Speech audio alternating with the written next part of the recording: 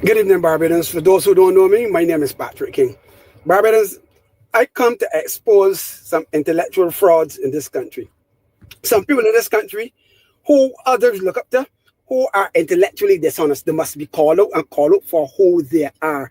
Barbadians, this conversation I want to have with you this afternoon have everything to do with the agreement between the government of Barbados and an investor whose intention it is to build out the complex at Trench, similar to that which now obtains at Holton, that house the police station, the magistrate's court, the Barbados Revenue Authority, and the postal service on that compound. The role and the agreement of the investor is that the investor is spending almost $8 million building out a similar complex at Trench in exchange for the property at Holton that now houses the police station, the postal service, and the magistrate's court. Barbados, this is a win-win. No taxpayers' money.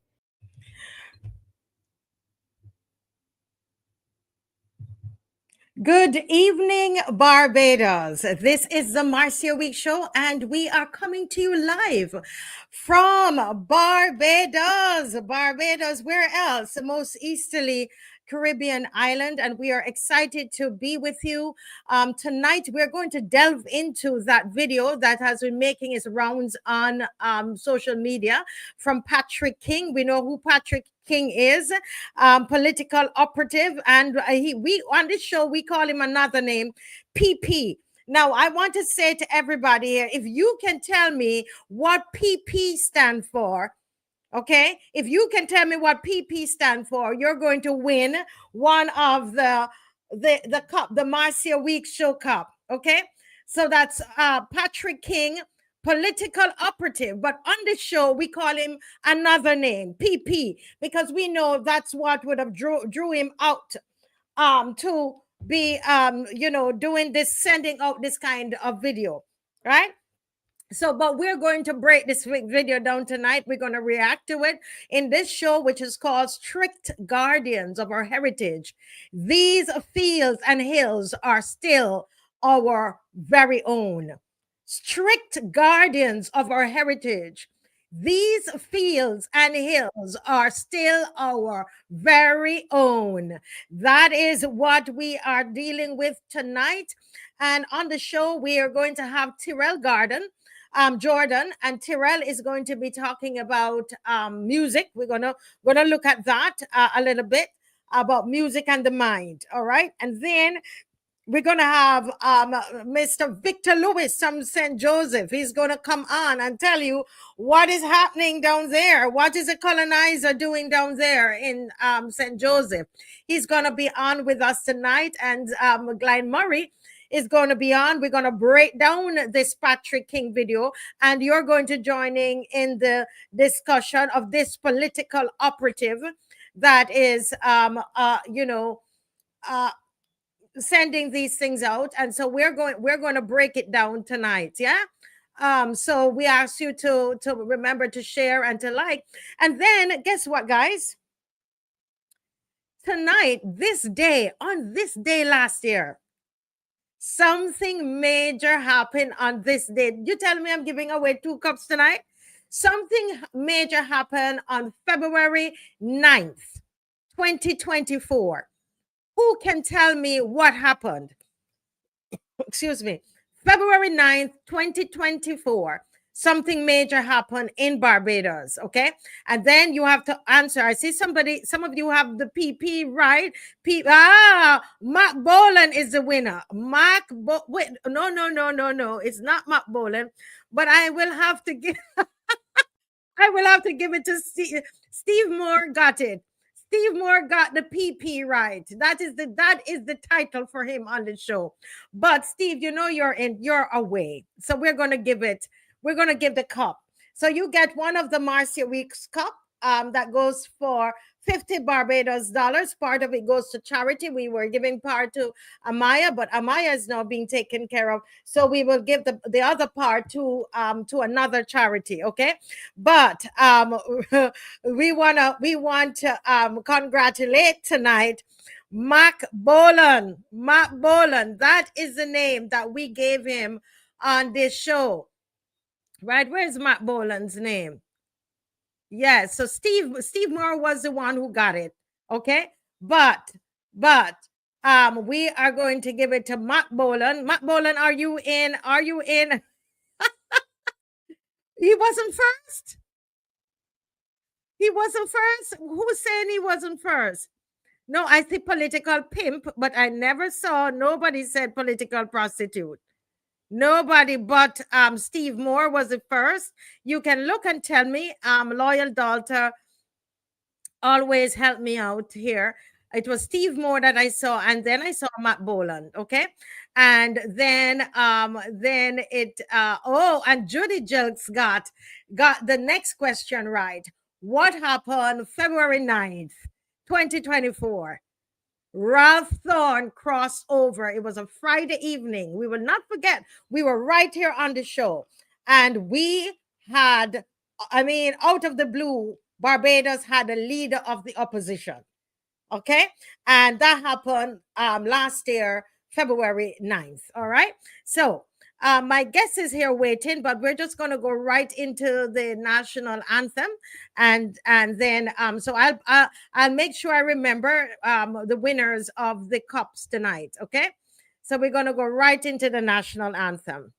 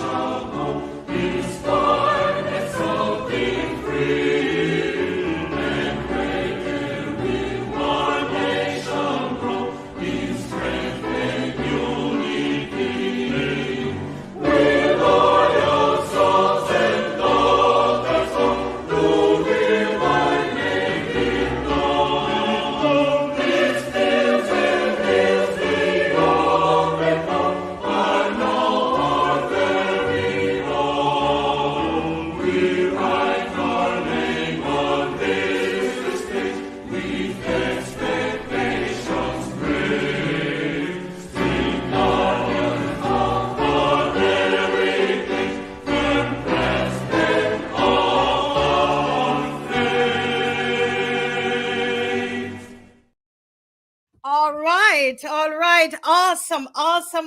Strict guardians of our heritage. These fields and hills are still our very own. And we give all honor to Barbados tonight. And all that we do, it's all loyal opposition. It's all about Barbados. Now, we have been having discussions on this show as we look at the fact that Vybz Kartel is due to perform in Barbados on Easter Sunday. He was also due to perform in Trinidad on Carnival. I think it's Carnival Monday. And I'm hearing now, only today it came out in the newspaper, that the cultural practitioners, the cultural organizations, and the government of Trinidad and Tobago decided that they would not be having Vybz Kartel performing on Carnival Monday, because for them it's against their tradition. They're about calypso.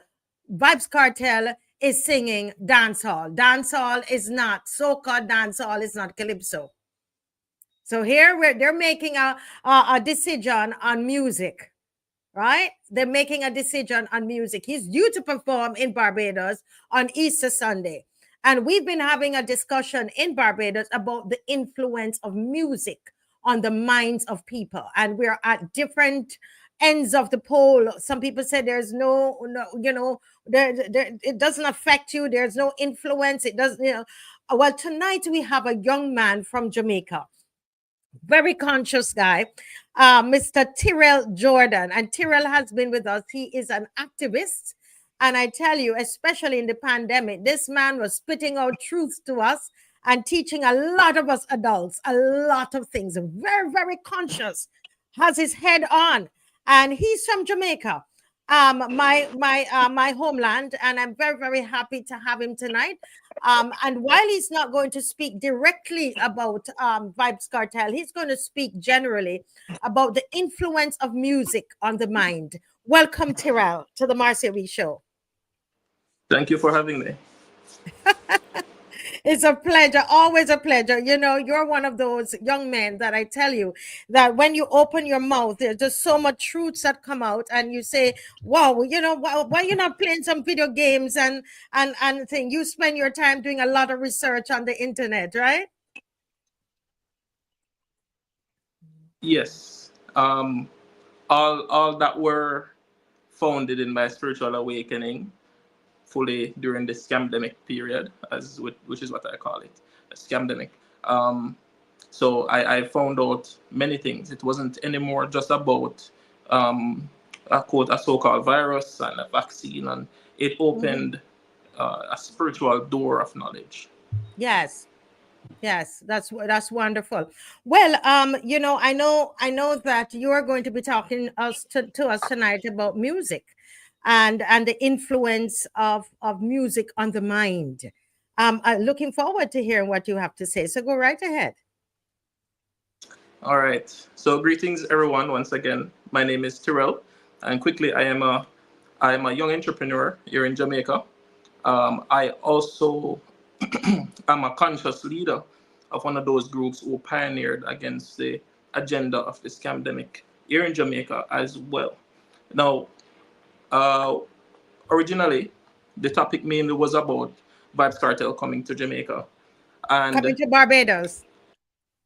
Sorry, coming to Barbados. Yes. And, it is not unfamiliar that our artists would they love to spread their wings. Sometimes other countries will feel like Jamaica is really giving a stretch and, get iffy when people like Vybz Kartel and so on to come to their country, and that's understandable. But his agenda there isn't the main focus. We're talking about the effects of music on the mind. And recently, Miss Marcia Weeks here told me that Barbados had been having somewhat of a crime issue.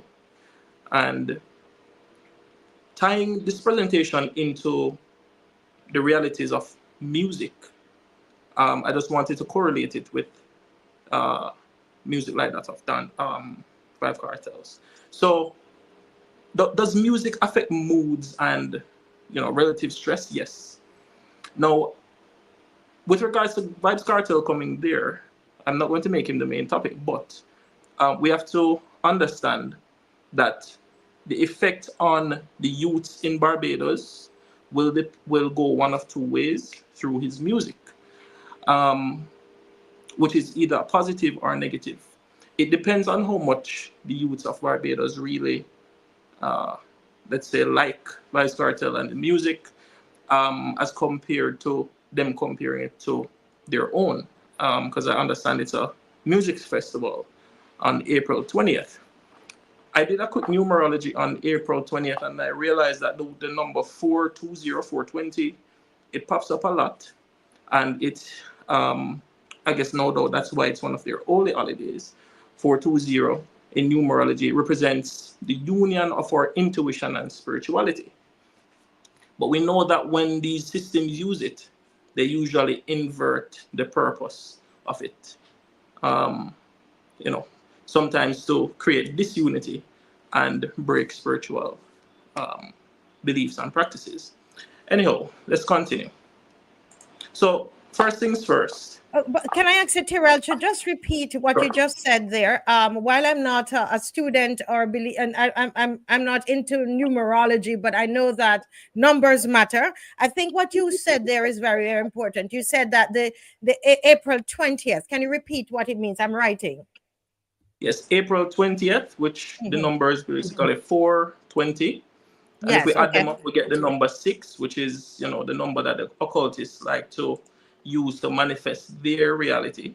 They use these practices under numerology to hide actual meanings, because what we call the matrix is a calculation of numbers that create eventualities. So 420 means or represents the union of our intuition and spirituality. Yes. So you think that they probably chose that date for a reason? Well, Easter, when we look at where they say that Easter originated from, it has to do with your intuition, or sometimes a belief system that they give, or spirituality. Now, in April, which is the true new year, it's a spiritual start of everything, right? So when they put Easter Monday being at the true new year, at the start of spring, it ties into our spirituality, to new beginnings. Okay. So, that's a whole deep topic in and of itself. To get into that would be, well, that is quite deep. It's quite interesting. I know it will take you off course, but we have to chat off air about that. Go ahead, though. All right. So, of course, based on the presentation here, I'm just going to go through it a little bit faster. Now, music manifests in the human spirit. We often call the receiver, which is the seat of the soul, the pineal gland, and we don't know, but it is magnetic and it vibrates at a certain level. If you take a piece of metal, let's say a metallic coin, and put it here, it will stick, because your pineal is magnetic, right? Magnets have a field of vibration, which is this magnetic field. It's a vibratory field, and it receives, and it also can emit. Before, I guess you can say, certain things happen to us as humans, at a DNA level, we used to be able to telepathically communicate, right? Okay.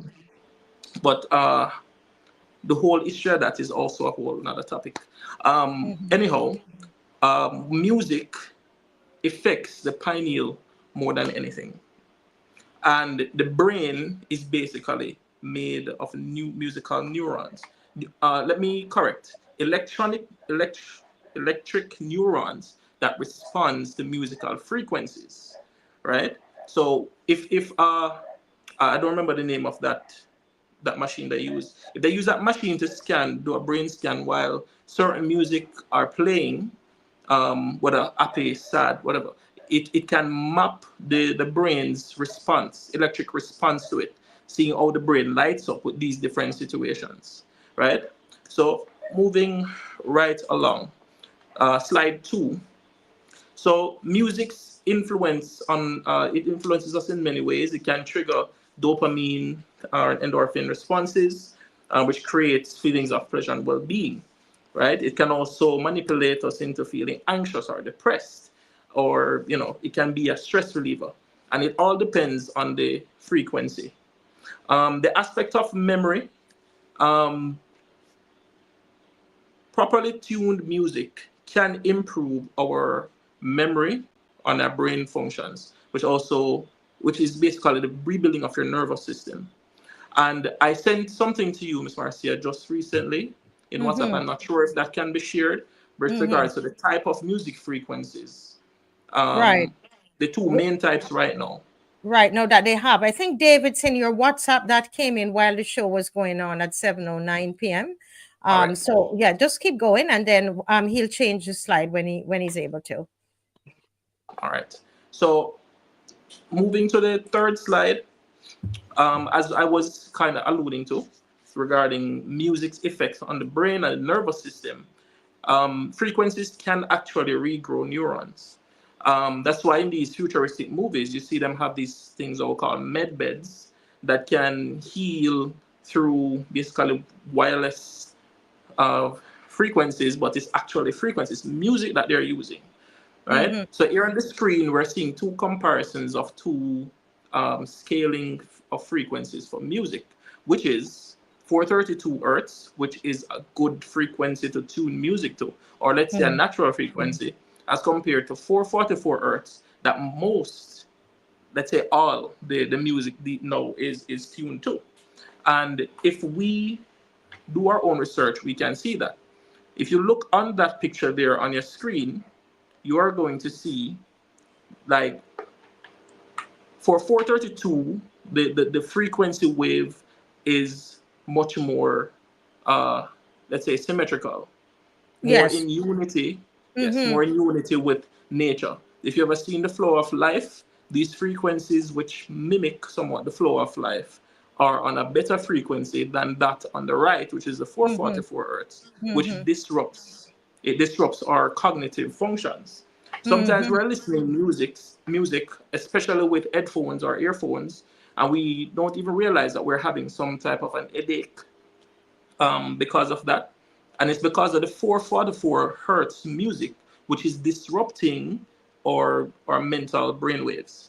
And we look at different types of brainwaves afterwards, right? So on the right, any 444 hertz music that is tuned this way is out of balance. That's why it has no inline or in sync shape with that of nature and the how nature manifests itself. In the music industry, these are what are used to put music out there, to push music. And this is quite interesting. And I know that some people who are Terrell, I just want to say this, that some people who are Christian people, once they hear you start to talk about certain things and they don't want to listen. But the reality is this: we have to understand how the music industry or Hollywood and how they do what they do. And I think it's so important. And I think this is the background, the back part of it. Terrell is telling us what we don't see. And it's quite interesting to me, really. But continue, please. Well, let me help out Christians a little. In the beginning, God said, "Let there be light." In the beginning, God said, "Let there be light." In other words, frequencies created everything, right? The frequency of light was spoken by the Most High, as we would, some of us would refer to the Most High.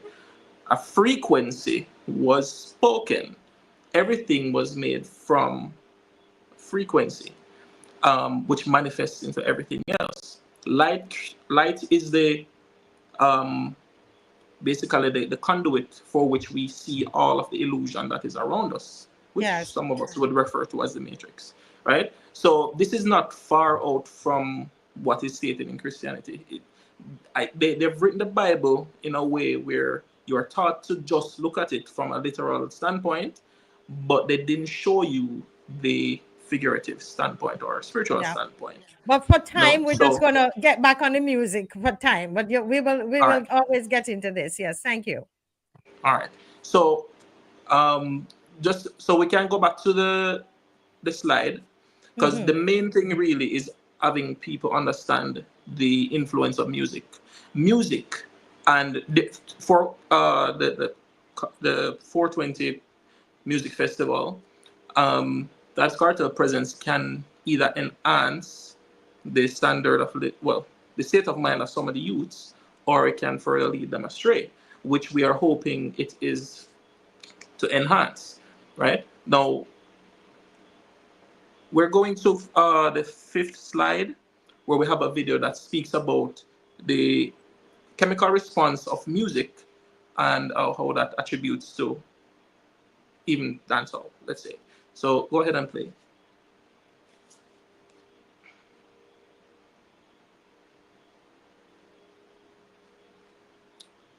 Okay, I don't think we're hearing it right now. One of the most common effects music has is that it can alter our mood and feelings by stimulating the formation of certain brain chemicals. Film directors use music to tell us how to feel about scenes that otherwise might be unclear, or elevate our feelings at particularly dramatic moments. Think of a typical fight scene in an action film. It's the music that truly makes the scene epic. Also, our brains respond differently to happy and sad melodies. One study showed that after hearing a short piece of sad music, participants were more likely to interpret the neutral expression as sad. And if the melody was happy, the neutral expression was perceived as a happy one. Now, when you listen to music you actually like, your brain releases a neurotransmitter called dopamine. Dopamine is a chemical which causes a feeling of satisfaction. When listening to your favorite part of the song, you'll get the same sort of pleasure that you experience when eating food, doing drugs, or having sex. So basically, music can make us feel good. And if you're having a particularly good day, listening to some of your favorite upbeat music can actually amplify that feeling of happiness. One interesting thing is that when someone is sad, they often reach for sad music, and they find that it helps them feel better. All right. So, in the gist, that speaks to the power that music has, and this is why the music industry is one of the most tightly controlled industry there is, because they have the greatest power to influence the masses en masse, right? So, if we go back to the slide, to slide 6, that's why you heard when I point out where cartels' influence will either be positive or negative. Because we have a system, as it says here, the limbic system, which is so powerful that the emotions can change how we think. Meaning the musical frequencies will change how we think, depending. Serotonin,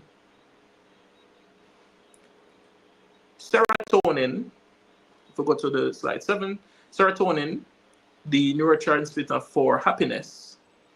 The industry likes to play on this with tones. So many times when we hear even upbeat music, we wonder why we enjoy it so much. Imagine listening to a artist just sing without any music. Is that artist going to be well received? Just like that. Just with the voice. Might not. It might not. I'd go as far as to say it will not. Imagining it by itself, it will not be as well received as Cartel just singing by himself. No, we're not going to enjoy that, because right. So the most powerful force behind any artist is the music, and they play on the emotions of the listeners, which in turn will will say whether or not that person is a good artist to listen to. So there are some sound waves that people need to really understand and look up. At slide 8, I just named them, which is the alpha waves, beta waves, theta waves, and delta waves. All of these are what are manipulated. Even us in ourselves, or let's say people these days, they have much easier access to frequencies to trigger certain emotional responses. If you're sad, deeply sad, what you're going to look for online are sad songs. They're not going to look for an upbeat song or a happy song because it's not in tune with the frequency that your brain is vibrating at the time, right? So as it relates to that music festival, watch the responses of the crowd as it relates to their receptiveness to the music, and not just as it relates to cartel, but in any case, right?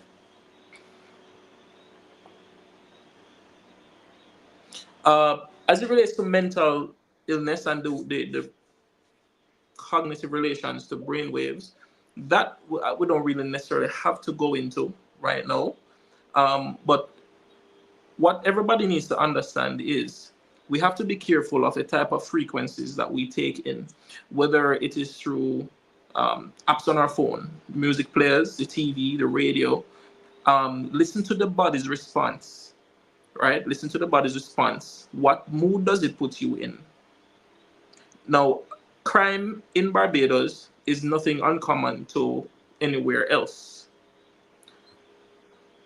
Twofold, as I said before, the effect can be: use cartel as a positive influence of change, or the society will use them as a negative influence of change to how they usually, receive musicians coming there to entertain.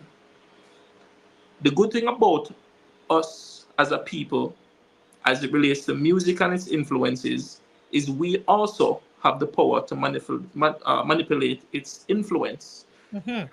So when we are speaking about anybody coming to do any type of songs and such, we have to use a positive approach to get a positive response, to get positive responses from people, because music isn't the only thing that manipulates brain waves. It's also what we socialize and what we manifest through our own frequencies, right? The tongue is a powerful tool. So basically, that is the main thing. How are we going to use the music of today for positive change instead of worrying about the negative effects that it can have on the society? Wow, this is heavy, this is deep. And if I were this is something that I personally think that those that are, spiritual churches, spiritual leaders, this is something that I believe that should be discussed, should be played and discussed. And I'm saying to everybody, I think that we need to, I give you permission, cut it out. Take it to church, take it to your pastor, sit down and discuss it, especially the choosing of that date. I always felt there was something about the choosing of that date. But this young man, yeah. If I may just cut quickly in, just research the significance or the spiritual meaning of 420, and you will find things if Google doesn't hide it enough. They make it very hard to find certain things these days, like these spiritual nitbits that we need. But also, we need to understand that they've cut out natural instruments in mass over the last, let's say, 600 years. Back before the fall of Tartaria and Atlantis, as they were real places, and parts of them are still on the map, just with different names, America, Russia. But anyways, back before the fall of those civilizations, we used to have bells everywhere. But we have pictures and certain proof that they have taken them down and buried them. All of those bells were buried. Why? Because bells create the most pure and natural healing frequencies anywhere. Low vibrational entities cannot thrive. Actually, they can't even exist in those type of frequencies. And so they had to get rid of all those bells before they stripped what the you world. just said there, right, is so deep. But I listen. We have as I told you, it's a tight. I'm sorry we didn't get you on, but we would love to get you on again another night. I'm serious, to go into this thing about music. I think this is tremendous, honestly.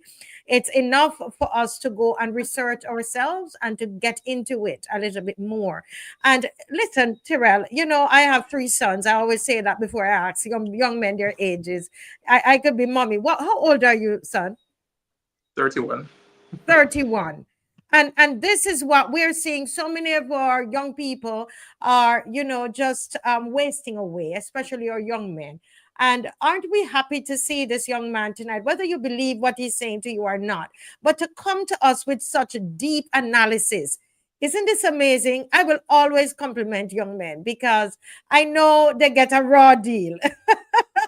Because they get a raw deal. But just before you go, my other guest is here, and I'm going to bring him in the studio, and we're going to just wrap up in the next 5 minutes. But I want to ask you something, Terrell. Can you just one more time just go over for me the 4/20, April 20? Can you just do that for me? For those who are late, those who came late to class, Terrell is just going to break that down and the meaning and so on, and be as concise as you can. And if they don't get it when you come back the next time, all right, just do that again, please. All right. So everything that we know has a numerical value. We call it numerology. Many people don't look into it much. I'm not a master of numerology. However, 420 is a spiritual number of spiritual significance, which speaks to our intuition and spirituality. And 420 is because of April 20, and you're April looking 20. at the date that Cartel is supposed to be coming to Barbados, and it's also Easter Sunday. But continue, please. Yeah. Right, and in numerology, we would add the significance of the numbers 4 + 2 + 0 = 6. And as I had stated earlier, the occult, who inverts our reality, and spiritual practices love to play on the number 6. They cannot play on the number 9 because 9 is too divine for them. So they have to reach for the lowest frequency that they can manipulate. Wow. And you said that it means intuition, unity, intuition and spirituality. And that's Right. why they had put it at the start of the real new year, which is the start of spring, because they're manifesting a new beginning spiritually. And that's why we see also Easter being started when life starts anew in the spring. It's deep stuff. It's way more complex than just that, but I guess I'll leave it. Because it's the start of the actual new year, and that's why. Wow, interesting, very interesting. I must say, I'm not, I'm not into numerology in case anybody start writing me, but I'm just saying that the thinking and the breakdown is very very deep, and something that I would like to read up some more about, and I'm sure others as well. Terrell, boy, this has been very enlightening, I must say. Thank you so much. You have better appetite, and we shall research, sir. Thank you, and keep good and keep safe. All right, keep out of trouble. All right. Trouble. All right, take care. All right, my dear. God bless. Bye-bye. Oh my word, guys. Listen, Victor Lewis, that is pretty deep. I must say. I must say, I'm not, I don't, but the thing is, what I like about it is for us to understand how some people think. And some things that we say, oh, they just making that, oh, whatever, a lot of times they sit down and I had someone staying with me at one time, and they were involved in Hollywood, and they were the first ones and in the music scene, actually, who broke it down to me and started to show me the spirituality behind the whole thing. And he was involved into that too, because they have to do certain things in order to progress. So I didn't even know back then, what it was all about. But I thought that that this was in line with that. But we're gonna move on. We're gonna move on, guys. Very interesting line of thought. Interesting, very interesting. We're very happy to have Mr. Victor Lewis with us here tonight. And just before he comes, I'm going to ask Dave to, before he starts his discussion, I'm going to ask Dave to just to play a little bit more of Patrick King for me, please. I think that that is very, very important because we're going to talk about strict guardians of our heritage and the fact that these fields and hills are still our own. Yeah. At our roadside parliament and cookout next Sunday, actually, at 3 p.m., right there at Joe's River. We're preserving our heritage and we're saying no to the colonizer. All right. So go ahead, Dave, and let's play a little bit more about, a little bit more of Patrick King. By some intellectual frauds in this country who are walking around, trying to confuse you about the historical landscape, a whole thing, and it is in a UNESCO heritage site. Barbados, these things were established since 1625, right? The bottom line is that the whole thing police station was built less than 25 years ago. It stood in the way of the view of the sea, which we would call the window to the sea. You understand? And the same complex stood in the UNESCO heritage site area. All right, Dave, just pause it there. Dave. Now, I specifically brought this man on tonight because he seemed to think that we people are making a fuss over nothing.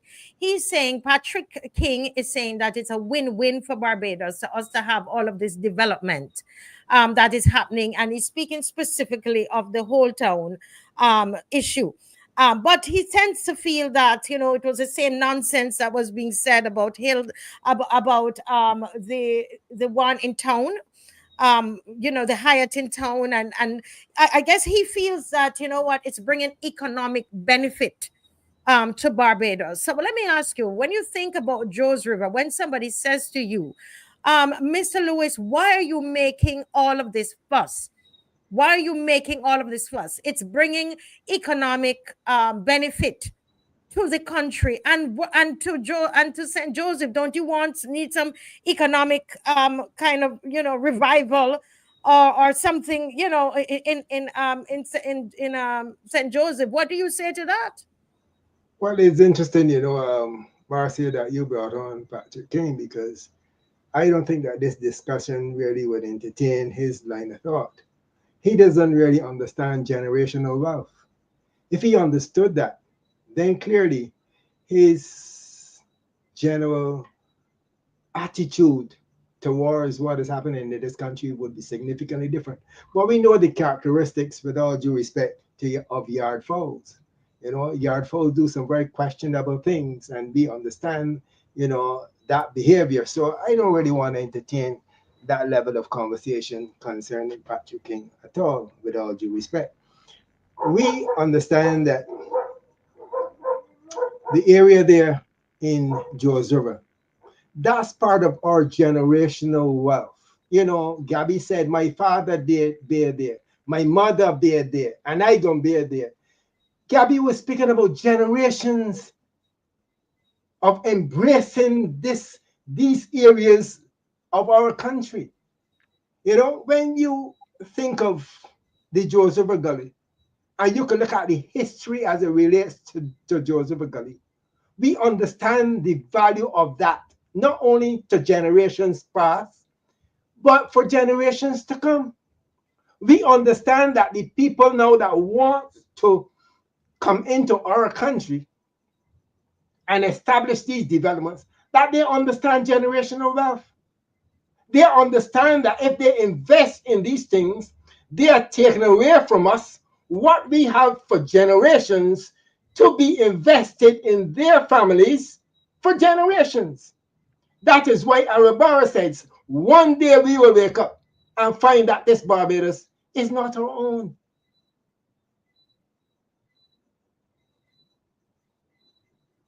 Yeah, this is and it is really I was saying, I'm not sure if it's you I was speaking to or Mr. John Knox, I believe I was speaking to today.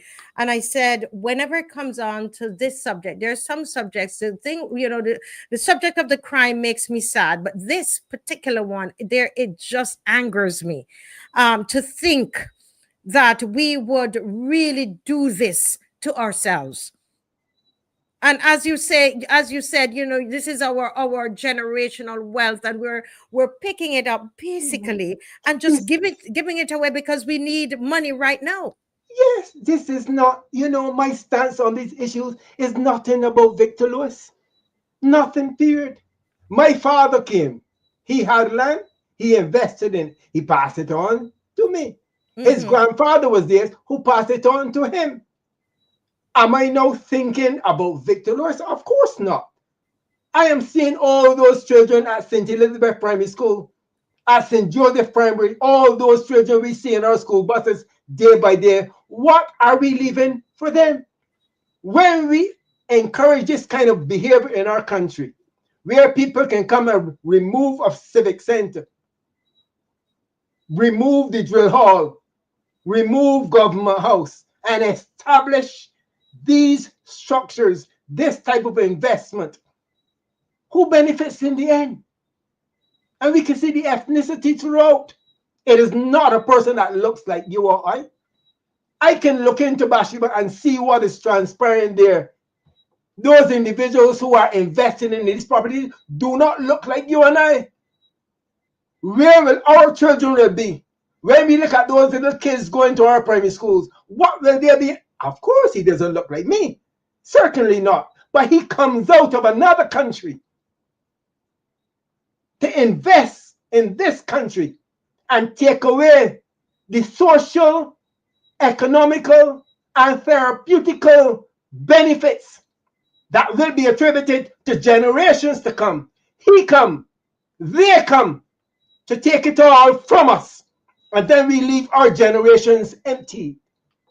This is why I want everybody to come out next Sunday to understand and just sit down and listen and understand that this is not about the adults. We are saving this country for generations that will take over from us. I'm going to ask Dave, to somebody ask who was that man that was on the screen, and can you tell them who that man, because you were having an altercation, you were having a discussion, and it got heated with this man right there at Joes River when you were trying to enter Joes River, and you recognized that you were barred from going a particular part of Joes River, and so you started to have a discussion with this man. Who is this man that we just had on the screen? I love the word discussion and not altercation, because at the stage of my life now, I don't get into those things, When I see the river and I see the sea and I see nature, I smile from ear to ear. There's no altercation, it's a discussion. And if that discussion is not amicable in any way, I just get into my vehicle and leave. But that particular individual you just saw on the screen just now is a gentleman who came here and was given permission by the head of planning and development, our Prime Minister, Mayor, and more importantly, to own that property and to take the generational wealth of all the intrinsic values of that location, the Joes River Gully Anti-Cup and Saucer, where we hike, where we fish, where we relax, where we bathe, where we have our cookouts, where we go and pick grapes and coconuts, all the above we do there. And the head of planning and development decided that they will remove all of this wealth from upcoming generations and put it into the hands of this man. It's an insult to us, a clear insult. And this particular trend seems to be happening throughout our country. I would want to take you, Marcia. I would want to take you down to Cattle Wash. To show you a house down there that ma'am owns. Not your, I would like to take you down to Cattle Wash to show you a house down there that ma'am owns. Ma'am. Oh. Yes, of course, man. Marcia, you woke up tonight. I guess I Yes, was sleeping. yes, of course you were sleeping. So when we can find that these individuals know very well how to set structures in place for their generations, for their lineage, to have that in store for them, but don't think about us. Don't think about those little boys and girls who are sitting in our schools hoping that we adults will take a stance for them. No, I will set up shop for me and don't give two hoots about you. That's the attitude of this current leadership in this country. And I could show you more houses, I could show you more houses in Bathsheba. Yes. But think wow, so they are buying it, basically, listen to what Mr. Lewis is saying. They understand what's going on, and a lot of these politicians themselves are buying up these properties and basically moving the peasants like us all the way in. They're moving us inland, basically, is what is happening. Everybody is not being moved inland. I'm certain you appreciate that, Marcy. Yes, not everybody. That is why I want to see the whole of Barbados out on Sunday, to sit down and listen and understand that it is not what we are seeing on our nose. We need to look further than that. And I'm certain Arabar looked further than that, because when he saw the possible trends that can occur in this country under certain leadership, he could have clearly seen the implications, and we are witnessing it now. And we've got to stand up as a people. Yeah, go ahead. I think we have a little video. I don't know if Dave has a video, and we could play the video. But this is the flyer here. Barbados for sale? No, that can't happen here in this country. No to selling our birthright. Yes to heritage preservation. Calling all Barbados to George River Bridge, St. Joseph.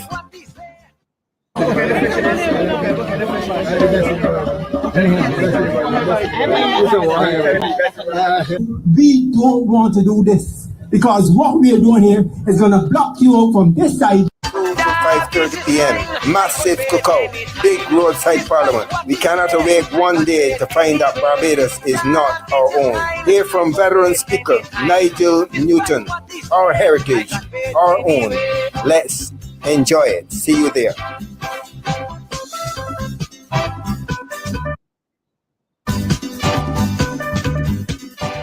Yeah, yes.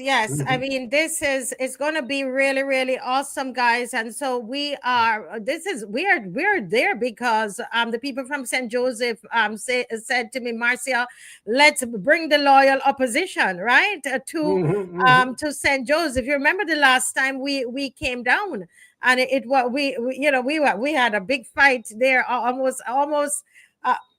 You know what? We had a serious discussion with the police. Let's put it more like that, right? We had a serious discussion with the police. And the police gotta understand, that they have children, and they must also be with us, and understand that what we are doing is not about us, but it is about the people of Barbados. What direction are we going in? And that question will be answered on Sunday. So let me say that those who are going to be there on Sunday, if you're going to be there on Sunday, I'm going to ask you to give a thumbs up in the comment section. Please don't let it be Victor and I, right? And this is one of the reasons, I say to people, Victor, that senator, we know that the senator is a government senator. This is Senator Crystal Haynes. And I listened to Patrick King, and I could tell he's getting ready to attack that woman. And I said to Dave, this is why we have to rally around her. We have to do things together, Barbados. And we're not going to let somebody said a while ago, thank you, Victor. Michelle says, thank you, Victor, for your service to St. Joseph, Barbados. Thank you very much. well, what I say to people is, listen, don't just tell him thank you. Come down and show. Yes, turn up. Don't stay home. Don't stay home and thank you and come with all kind of, glorified excuses, as to why you couldn't be there. We must turn up and let the people understand how we feel, Now let me say this one up front. Let me say this one up front. You know, and please give me the chance to do this one. You see that caution tape that hangs on those steels? I want to advise the whole of Barbados when you come down, don't touch it. That will remain a symbol for all those who think that they can come to this country and exhibit that kind of behavior, or we will sit down and be passive in it. They got it coming. So I don't want not one soul to touch that tape. What is it? Well, thank you. And what is it that you what's your objective of Sunday? What is it you want to achieve on Sunday? That when individuals leave that particular location, they understand that this current administration are mobilizing policies in this country that will see the suffering of their children in the future. It doesn't affect you or I, Marcia, because we done got our structures in place. And of course, most of us now are in the departure lounge, just waiting for the bell to ring. So any investment now by us, when you walk away from there, you must understand that the stance you are taking is not for you, because the majority of individuals there certainly will be adults. You got to understand that this is not about you. This is about Barbados to come. How have we seen it before in the days of slavery? This neo-colonialistic mentality that currently exists in this country, where we can see that the investors, those who own the economic cake, is going away from this to another color. We must maintain that line of thought, that understanding that at the end of the day, we will see our children thriving in this country and will not be maids and gardeners. Yeah. I just love your love for your country. I love your love for your country. And it is contagious. When I listen to you, I know that this is not about Victor. I know that. I could feel that this is not about Victor. This is about Barbados. When Senator Crystal Haynes, when she gets up in the Senate and took a chance to speak out like that, I don't think I've ever heard this woman speak before. I'm not saying that she hasn't. I have never heard her. Do you understand the guts that she had to have to get up and to speak like that? Did you hear the love for her nation? Did you hear her saying, can you save something, save some of it for us? I listened to the Brass Stats program on Friday. And I must say, I must commend the moderator of that particular program. One thing she said that was quite significant and to the point, that investment in this country is not all about money. What about us? What about our social values? What about our green spaces that we're going to retain for our people? Whenever you think of investment, we can't think of what we will earn from an economic standpoint. We've got to look at the social fabric of this country to see how we mobilize these investments and what are the gains. It is not only monetary. It carries that social value that we must embrace and appreciate. Yeah. And someone is saying she is a government senator. She's not an independent senator. And that is why it is, if everybody is like, wow, she actually spoke out. There are several Crystals there. Okay, there's Crystal Cummins, then you have Crystal Haynes, and there is another Crystal. I think there are 3 Crystals there. So don't let us that she is a government senator. And if I'm mistaken, I know that Ms. McLean is going to let me know what is happening there, if I made a mistake there. Okay. I understand that Glenn is having difficulty in getting in. I don't know if David, I'm sure David resend him the link. so that he can get in. But let me just read something here from the Barbados National Trust. And I'm going to read, and we're going to pause and discuss a little bit here. The Barbados National Trust sent this article to the newspaper. Concern over plans to demolish historic complex in Old Town, Barbados. The council and management of the Barbados National Trust are expressing strong opposition to the proposed demolition of the historic civic center in Old Town, a significant heritage site, to make way for the construction of a high-rise hotel. This site of prehistoric Amerindian presence and of the first landing by English settlers is at risk of being compromised forever, sparking cause for preservation. Compromise forever. You hear those words? Yes. Marcia? Compromise forever. Ever. Those generations to come will suffer eternally because of the decision of the head of planning and development, one single person making these decisions that have such serious consequences for us. We cannot afford that. And this is a body. This is an independent body.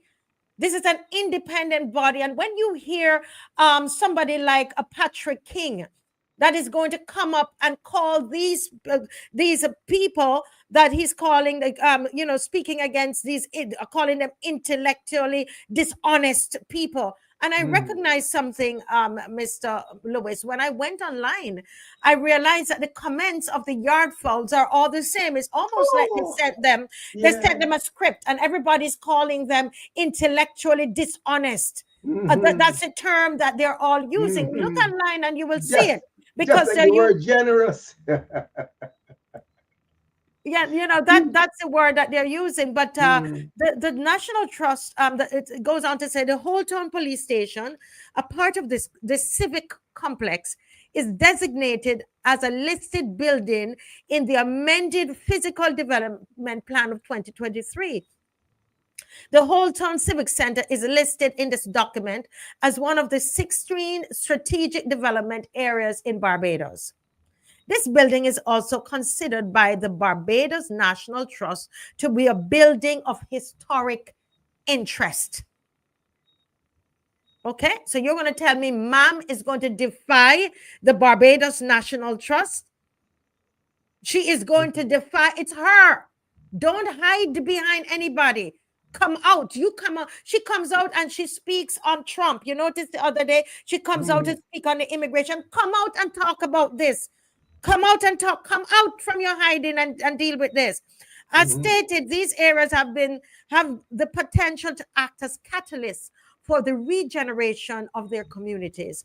The former site of the whole fort, which dates back to early 17th century, holds profound historical importance as one of the earliest military structures established in Barbados. It symbolizes the island's colonial heritage and stands as a testament to the struggles, triumphs, and legacy of the people who shaped the nation's history. The historic, tangible link to the defense of the island and the eventual development of Barbados into a vibrant, independent nation. There are a number of important considerations. Among its achievements, Old Town can boast several firsts. First 2 streets, first major fortifications, one of which was the site of the police station, first church, first plantations, first place of justice built in 1628 on the site of the police station. There's a reason why they want to preserve that. It's the first place of justice that was built there in 1628. Patrick King, do a little history. No, but Patrick King is not mobilized in objective analysis.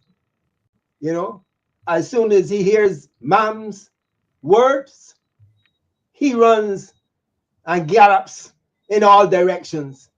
You know, so we cannot listen to him to expect to hear anything that is of significance. We hear of what we call noise. But do we hear anything of substance? We know his motives. We know his objectives. And clearly along this line of thought, we know that empty vessels keep most noise. Yes, very much so. Very much so. The Civic Center is not just a physical structure, but a critical part of the cultural identity of whole town and Barbados as a whole. Destroying this site, says the Barbados National Trust, will sever a crucial link between future generations and their past, erasing stories that have shaped the nation's culture. You wanted to say something about that? No. I mean, you hit my heart when you said that one. You know, say that again, Marcia. Come on. Read that one again. Destroying the site would sever a crucial link between future generations. Future generations, I mean generational wealth, Marcia. If everybody can see it, why can't other people, because they have convenient eyes? But I want to support the member from getting into Parliament and speaking out, because some people will be honest and step up to the podium to give a very objective analysis. Never mind that it may hurt some people, but at the end of the day, they will sleep comfortable because of clarity of mind, because of clarity of conscience, because of understanding that it is not about me, but it is about my people that I care about. Yeah. You know, it goes on to say, and I'm glad, put up her picture, and I'm telling you, social media, those of you on social media, when they're ready to come for this lady, you all need to deal with it. Mm-hmm. Do not, because it takes a lot of courage to stand up and to speak up on behalf of this nation in a time like this, where lawyers are afraid of this government. There are judges that are afraid of this government. There are people that as we were told, you know, one of the senators had to get up and beg for her that nothing will be done to this woman. And I can see the yard fowls are gearing up to try to attack her. I know what it is, how I've been attacked for standing up, not for myself. Victor has been attacked, not for standing up for himself, but standing up for Barbados. Right? But somebody here, Sonny Onion, is saying, Mr. Lewis, that they have formed a group trying to stop Gibbs Gully from being developed. We should stand together to save BIM from the greedy government and developers. Sonny Onion, give us a call. Give us a call at 1-246-236-7000. 236-7000. Give us a call, because we're going to help. We don't get any, there's nothing we get from this. Okay. We're not going to ask you for anything. Victor called us. And we've been there for St. Joseph. Most of us don't even live in St. Joseph, but we love Barbados. These fields and hills, they are still our very own. But let me read a little bit more, Victor, from this, as we're waiting on Mr. Murray. He seems to be having some problems tonight. It says Barbados thrives on cultural tourism, with visitors seeking authentic historical experiences. Preserving the site and interpreting its historical narrative would enhance its value as a tourist attraction, while a major hotel development would diminish the unique character of the area. A well-preserved site with green spaces can provide educational opportunities for locals and tourists alike, fostering an appreciation for Barbados' role in world history. The construction of a high-rise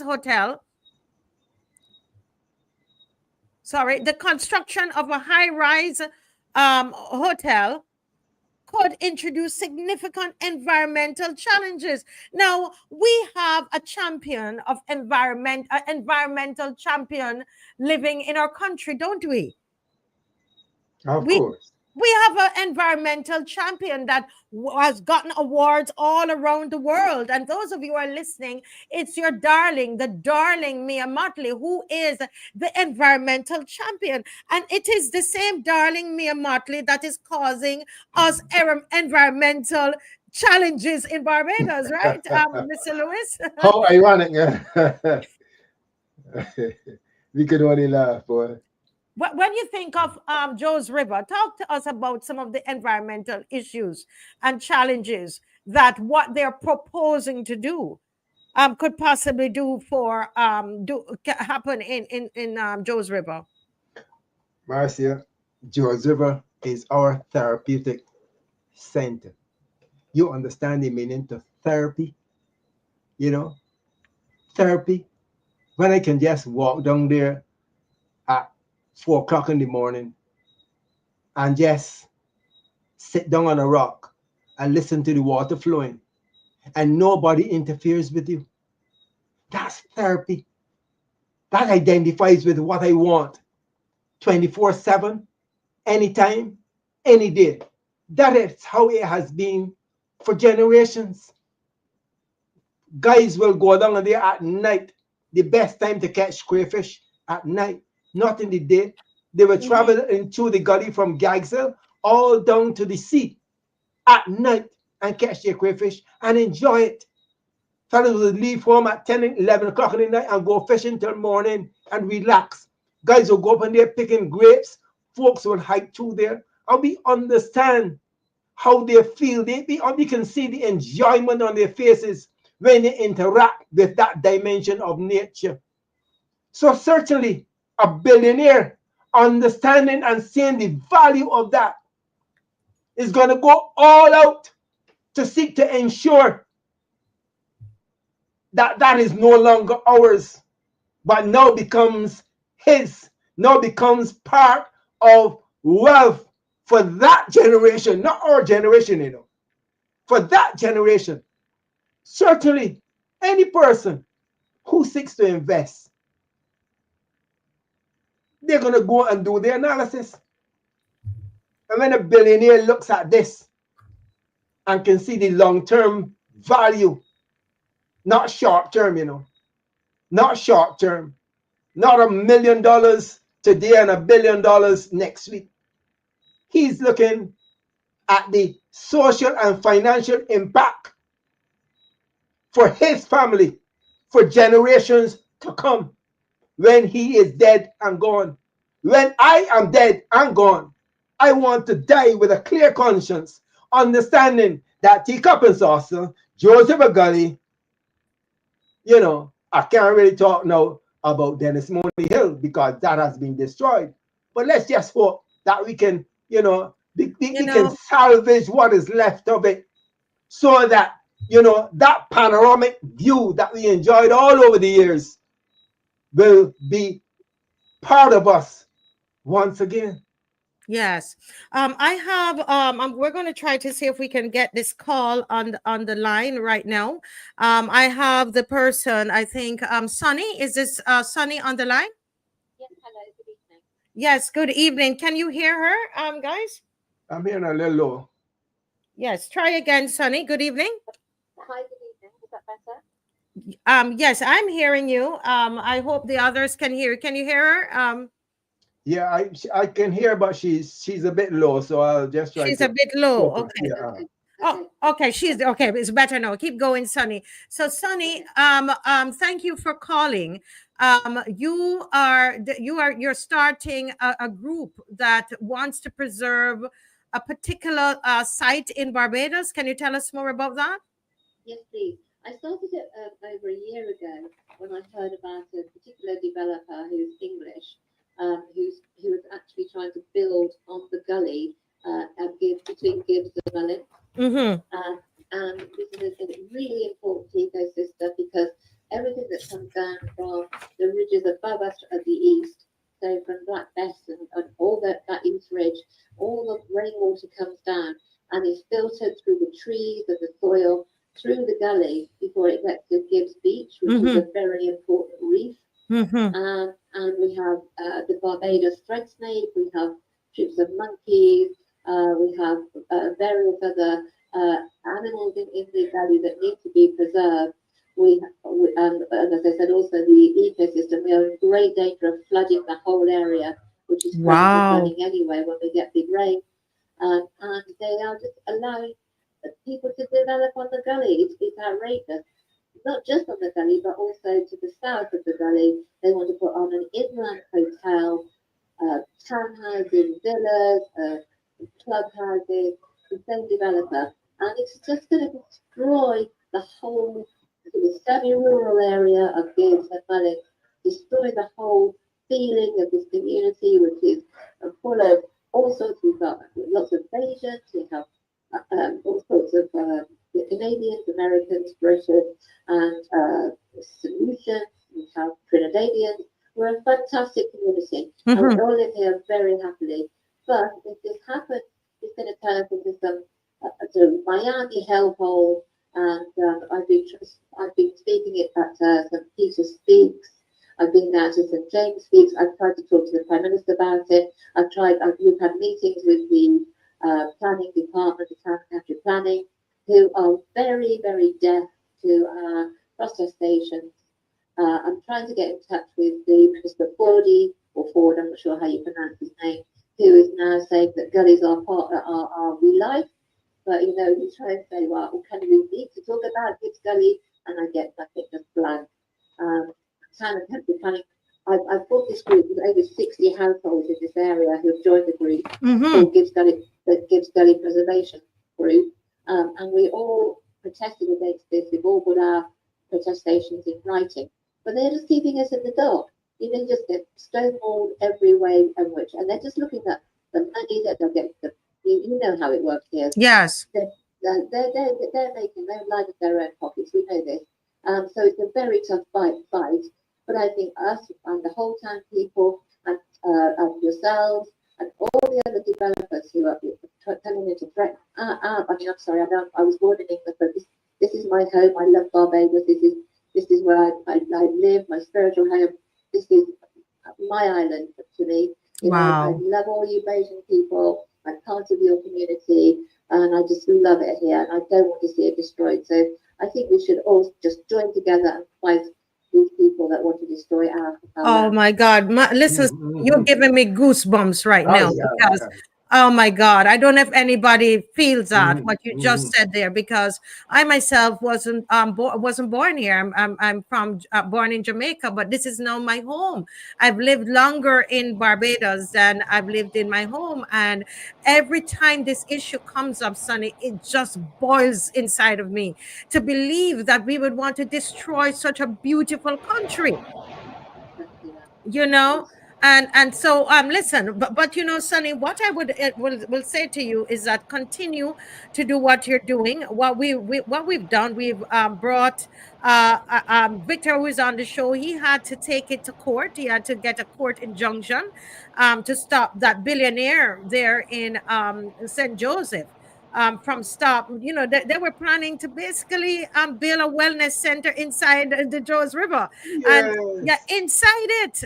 And so all of the ecosystem in there would be disturbed. You know, all everything that's inside of there would be disturbed, and we don't know if there would be flooding. Nobody has done any kind of environmental impact or whatever study. Nobody's done anything, so we don't even know what is going to happen. And so what he did, he had to take it to court, and not only that, but you know, written letters. But we also turn up there and we protest peacefully with the, you know, get the necessary protections and so on. So we'll talk to you, and if you are ready, we are ready to go with you. One thing they do not want is so this to reach overseas. Well, I'd love to come to Joes River on Sunday and meet you and actually join forces and fight this thing together. Yes, that is the, and because we don't have to know each other, but we have one thing in common. You know what that is? We love Barbados. We love Barbados. You said it, Sonny. Sonny, oh, you give me goosebumps. I tell you, I want to commend everybody, every Canadian Bajan that's in that area, in the Gibbs Gully area, all of the Trini Bajans, and all of you see how we want people and how we love Barbados, and that's why we're fighting for Barbados. Sonny, everybody on here saying thank you, Sonny. They were touched by your call. Please say, tell the others, don't give up. I certainly will, and I look forward to meeting on Sunday. Yes, bring a couple of your people, carpool and come up, man, and drink some soup with us and so on. Okay, we're gonna have a cookout up there because that's what our ancestors used to do. You know, they would cook at the river, they would bathe at the river. But we're not going to bathe, but you know, we're gonna have fun at the river, and we're gonna have some speeches. Okay. All right, Sonny. God bless you. Calling all Barbados to Joe's. Go ahead, Dave. Yes, thank you. I was telling Dave to go ahead. Oh wow. Oh, they weren't hearing the caller? You guys weren't hearing the caller? Oh. Wow. That was beautiful. That was beautiful. They weren't hearing the caller loud enough.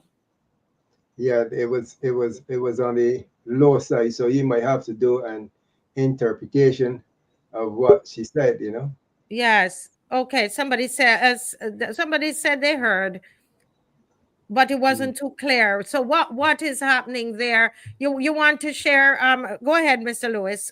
Say what. Yeah, I would like to think, you know, that we could encourage her to be on the show.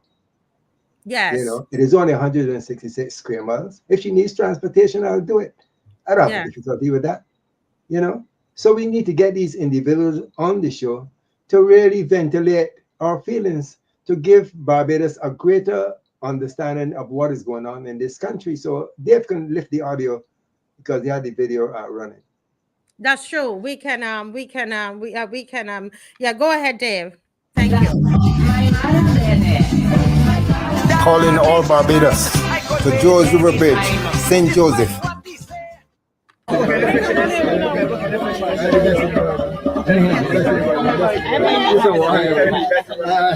We don't want to do this because what we are doing here is going to block you out from this side. 5:30 p.m. Massive cookout, big roadside parliament. We cannot wait one day to find that Barbados is not our own. Hear from veteran speaker Nigel Newton. Our heritage, our own. Let's enjoy it. See you there.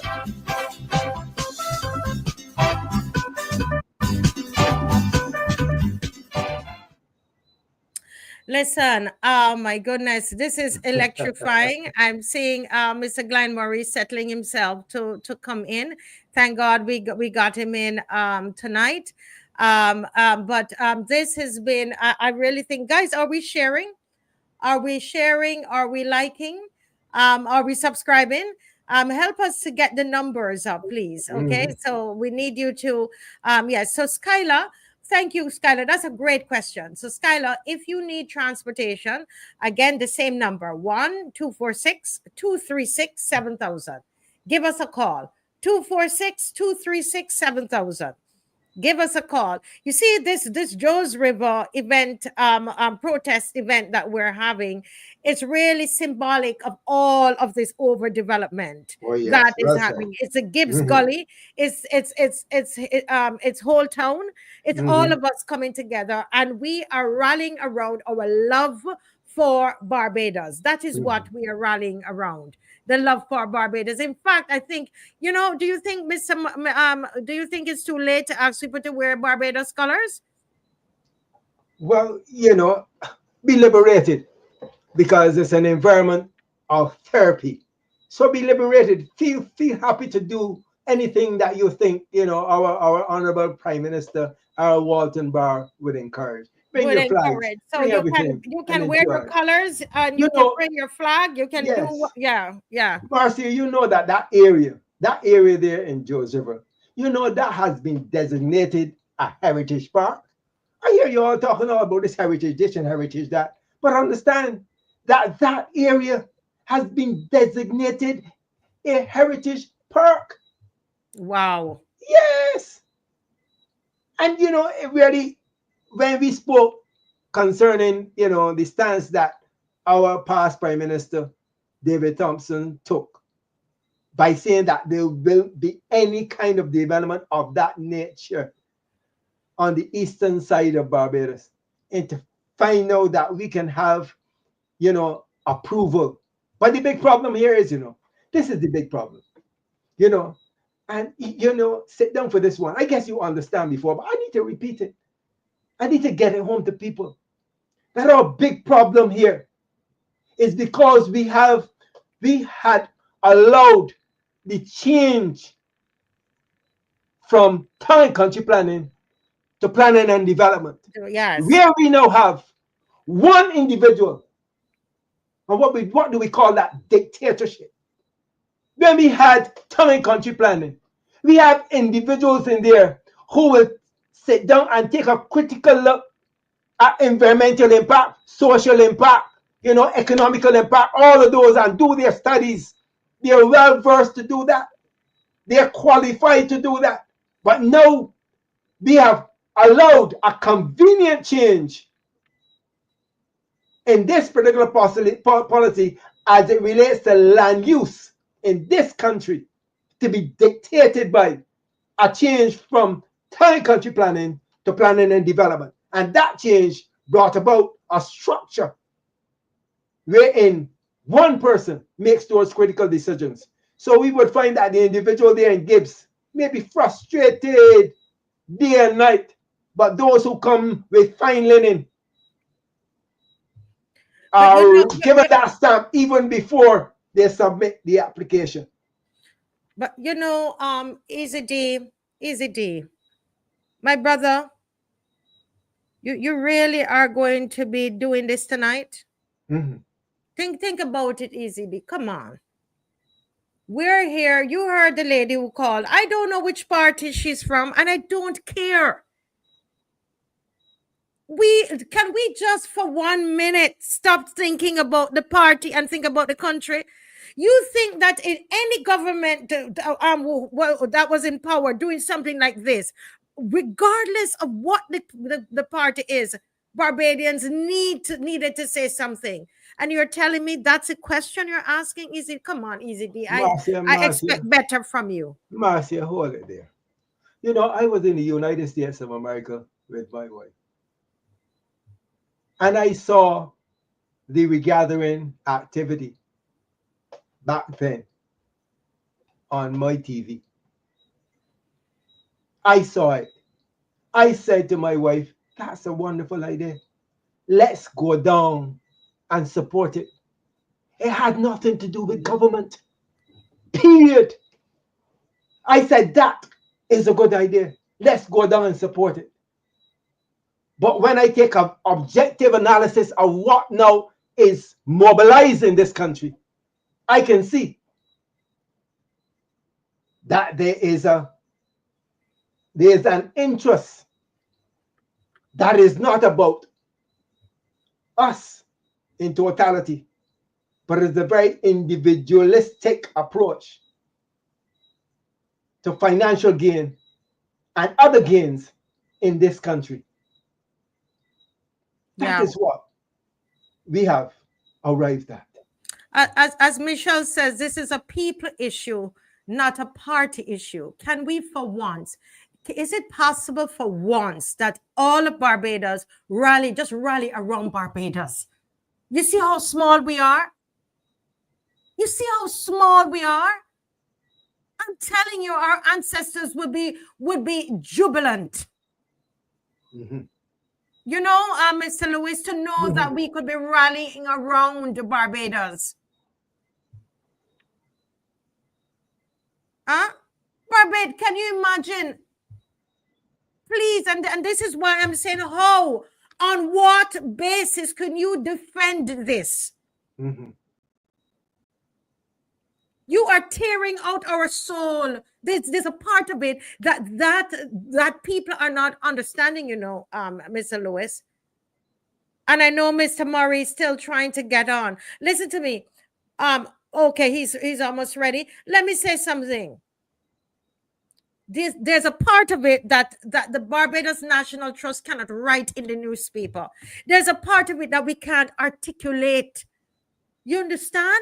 There's a part of it that we can't put in a song. Gabby put something in a song. There's a part of it, it's our soul. Mm-hmm. It's like somebody, you know, Mister, it's like somebody reaching into your soul and pulling it out. Mm-hmm. And you're going to try to justify that to people. You're going to sit down from where you are, send talking points to people, pay them to come on social media to come to try to convince us when you are pulling out our soul and telling us it's a win-win. You're killing me and telling me it's a win-win.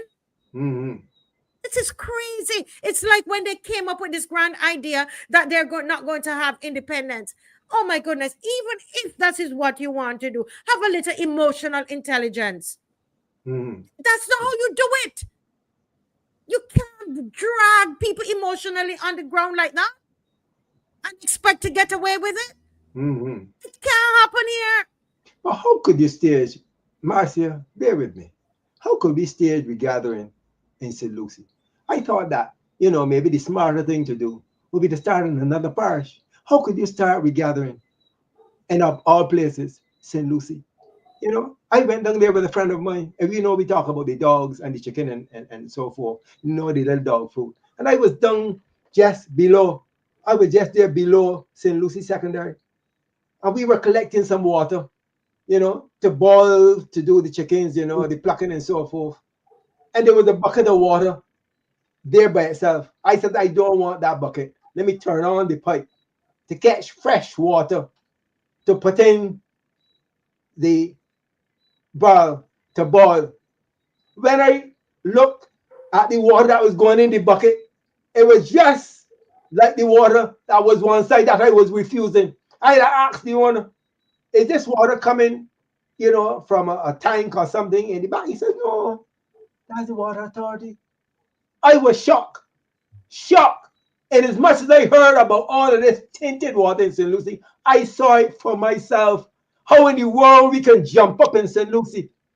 When people in St. Lucie, I heard the pain in the lady's voice that was on WhatsApp a couple of days ago. I heard the pain in her voice when she started talking about the water that they've got to bathe in, all the itching on her skin. You know, it hurts my heart. When I have a big tank of rainwater now on my house, big tank of rainwater. And when I open up my pipe, you know, it's pure, crystal clear. And people in St. Lucie, how could you go and jump up to that? Has nothing to do with party. Solve the problem. And as much as we have all these billionaires and millionaires and all of these technical expertise, bring them to the fore and solve the problem. Start the regathering in another parish. But how could we jump up when you go home and you take a bath and you're taking it in muck? It's an insult to the people of Barbados. But I see Mr. Murray there. Good night, Mr. Murray. Welcome. Yeah. Oh my goodness, I'm sorry for the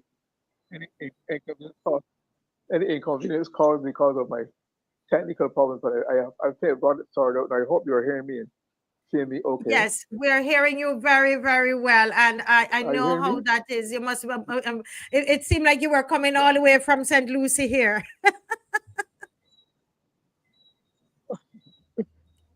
Just let me say that I am.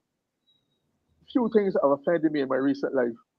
Now that photograph, that video with Mr. Lewis and the man from Teacup and Saucer can be.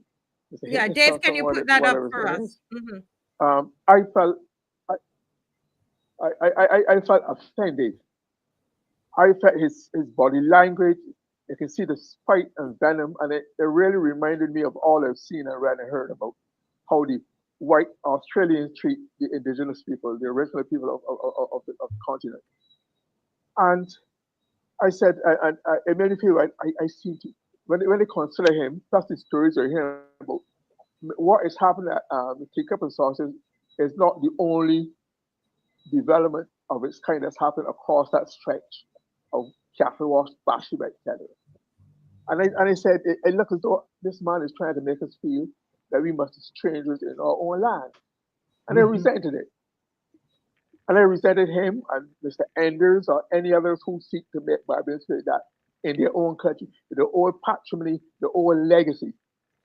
But then I said to myself, and this I'm going to get into my topic now, don't blame Mr. Enders, don't blame this other man or any of them. They did not approve it for themselves. The Prime Minister, who's Minister of Town and Plan Development, of Planning and Development approve it. And they said, and she is, and if I go back to something I mentioned before, where she has changed, the government, she would have had a large part in changing the zoning of the water zones.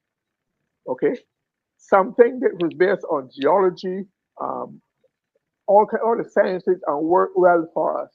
So when you see she's deviated from science and tradition, not that things can't change, but what has happened so radically that and that none of our geologists have announced that can justify why this change was made. She has never done us the courtesy of trying to educate at all on these matters.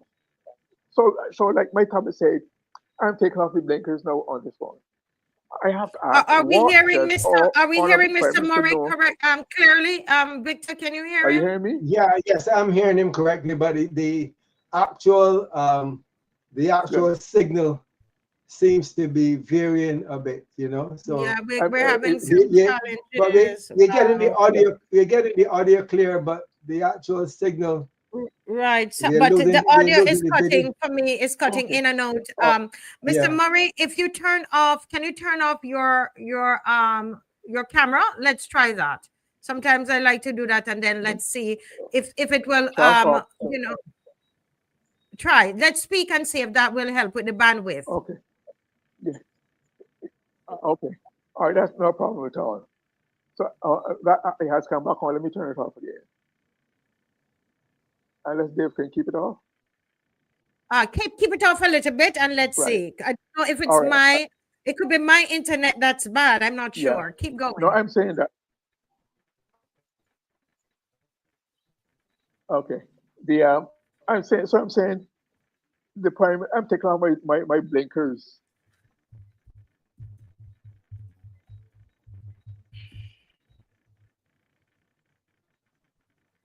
Oh.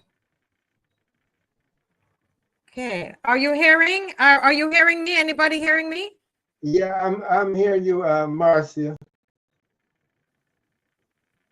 Okay. Is that the internet? Okay, so they're going to try to get us. Ooh. Mm. Mm. Okay, the internet here is strong. They're going to try to get us somehow, one way or the other. Too powerful for them. Too powerful for them. Too powerful, man. Too powerful. Too powerful. Too powerful for them tonight. It's like when they took me off for a whole week. Yeah, too powerful for them tonight. Somebody has to pull the switch, man. Okay, continue, Mr. Murray. Let's see. The microphone is going on. Yeah, go ahead, Mr. Murray. I think we're good now. Almighty. I say, what does this Almighty Prime Minister know about these matters of science, of planning? All right, that neither individual nor all the other previous prime ministers who would have the same portfolio responsibility, that they did not know, that they did not know enough to make these changes. So I'm saying that and to me, she's in these matters, from all I can remember and see and read and research, she's the least educated in this matter of them, or probably least educated of all. Others all have had greater intellectual capacity than her, either in exams, in presentations, in speeches. So what does she know that they do not know? What has she learned in 6 years that I think planning came about in 1956 or something like that? What does she know that they have not learned over 60 years, say, 2016, 2018? So I'm saying that we have to, and all of those, there's certain things have coalesced. I think Barbados has reached a peak on the subject now, Marcia, where we had, first of all, there was the Mr. Lewis made his presentation. Senator Haynes made her input. Remember? Then there was the National Trust. Yes. They have spoken against it. Then in today's paper, there's the Morris Greenwich. Morris Greenwich, a well-known, respected St. James man who knows Holton back, he knows the back of his hand. He spoke about it. There's Dr. Tara Innes, who was honest, who works with the university and who was on with us a couple of times to talk about the Newton barrier. She has spoken out against it. So I think we are developing a crescendo and a momentum in this matter that is not going away. And okay, I think too, I read up on the Barbados National Trust. The Barbados National Trust is not just any old NGO. The Barbados National Trust is set up by a statute of legislation. Mhm. And it is a corporate entity set up to advise government, to protect, to safeguard. So it has certain stated roles in the legislation if you read their website. I am saying that given the corporate nature of the Barbados National Trust, given that it's set up in law, recognized in law by government since 1961, all right, I am saying it has a responsibility to challenge this matter in court. If they feel strongly enough about it, come out and write about it. I think they should have a strong enough case and have enough institutional courage to take it to court and let this Yes. matter be challenged. Let this matter be decided by the court.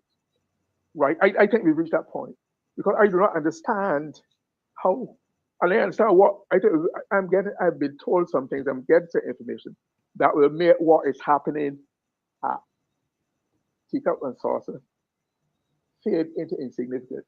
There's a lot going on in that whole strip. Let me tell you, I remember as a little boy coming to Bathsheba or passing by, going on an excursion. And those are that whole stretch of cattle sector used to be called the bear houses, where the white, the rich, the famous live. All right? The only blacks were those who were there could go there. And I remember to such an extent that Albar in the 1961 manifesto, among their promises, it was such an act of social distinction between the have and the have not, between the blacks and the white, between the workers and the moneyed class, that one of their manifesto pledges was that they are going to build what they call beach houses for the workers. Mhm. They were going to beach, in other words, that the workers will have an equal opportunity to facilitate and enjoy nature in that idyllic setting as the whites do at cattle wash. So when you see that is the history that is had in Barbados. Now when you take that same attitude now to the West Coast, and what is happening that because Barbados is so desperate for foreign direct investment, and as a result of what's happening, when you see the decisions made, the projects that are coming on the stream, who's financing the project, who's building the properties, etc. It said foreign direct investment. FDI no longer means foreign direct investment. It means foreigners dominating islands. Foreigners dominating islands. Because it seems to be a mentality. That's what it means. It seems to be a mentality. I did some research on Mr. Richard Enders. I don't know if Mr. Lewis, if you Google Mr. Richard Enders, he's a multi-billionaire. His clients include people like President Trump's son-in-law. They're listed. He is not only rich, he's super rich. And so that's why they can cover the mentality that they can take over countries. But Barbados was a viable community before Australia was. We had a sense of identity. And when remember, the whites of Barbados is distinctly different from than Australia before Australia was settled, or whatever they want to call it. So I'm saying that we have a proud tradition that we should stand up to anybody, whether it's the Prime Minister or anybody else or the people who are benefiting from this investment, to let them know that we have a right, we have a history, we have a match that we have to give all being to preserve, so we will not be able to go anywhere. And I just want to remind you for the record, last time I spoke, I reminded that Grandy Adams, when Sandy Lane was being built, Sandy Lane was opened, I think, the 1st of January 1961, or something like that. 1st of January 1961. One of the conditions that it was put into legislation that there should be no private beaches in Barbados. Beaches must have access because it started with Sandy Lane. So to see all these policies that have served us well, that they might not have been perfectly managed and enforced, but there were certain spots along the beach you can see where a sign says public access, right? Yes. They used to, right. So I'm saying, let us go back to that. Let us insist on that. Some things cannot be overturned. But I'm saying I've now reached the point where I feel, like I said last time, I used to be very liberal and said, people, you can't discriminate, you can't choose it. But when the patrimony and the survivability of Barbadian way of life, as we know, is threatened. I'm saying that if I feel that heads on, we should change the legislation to ensure we cannot sell any land. Sell, you can rent, you can lease for 199 years, but we have to protect. The land is too limited, and right now it's virtually impossible for the ordinary Barbadian seek to buy a piece of land. It's come to that. A piece of land or a piece of the rock is not as easy as it used to be. And over the last 6 years, it has been increased. The last 6 years have made it increasingly so. Okay, so we have a battle on our hand. I think that we have to approach this, and I would like as many Barbadians as possible to support the fight in George River. I hope by then to have some more information to expose more of what is happening on that coast, so that people can get a fuller appreciation, so the blinkers can be taken off their eyes and they can see for themselves what is happening. What is happening is that good, it's not beneficial, and it's ugly, socially, politically, and economically and everything. And we have to fight all best to protect Barbados from that outcome. Yes, very, very well said, Mr. Murray. And I know that that's. Yes, I'm still here. Can you hear me? Can you hear me, Mr. Lewis? Yeah, I'm hearing you. Okay. Yeah, I got you. Yeah, I'm hearing you.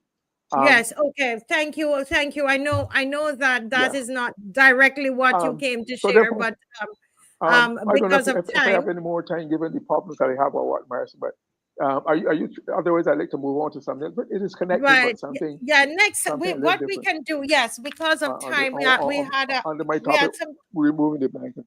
Yes, we had some challenges, so I think we kind of I understand. No problem. I can save that for another time.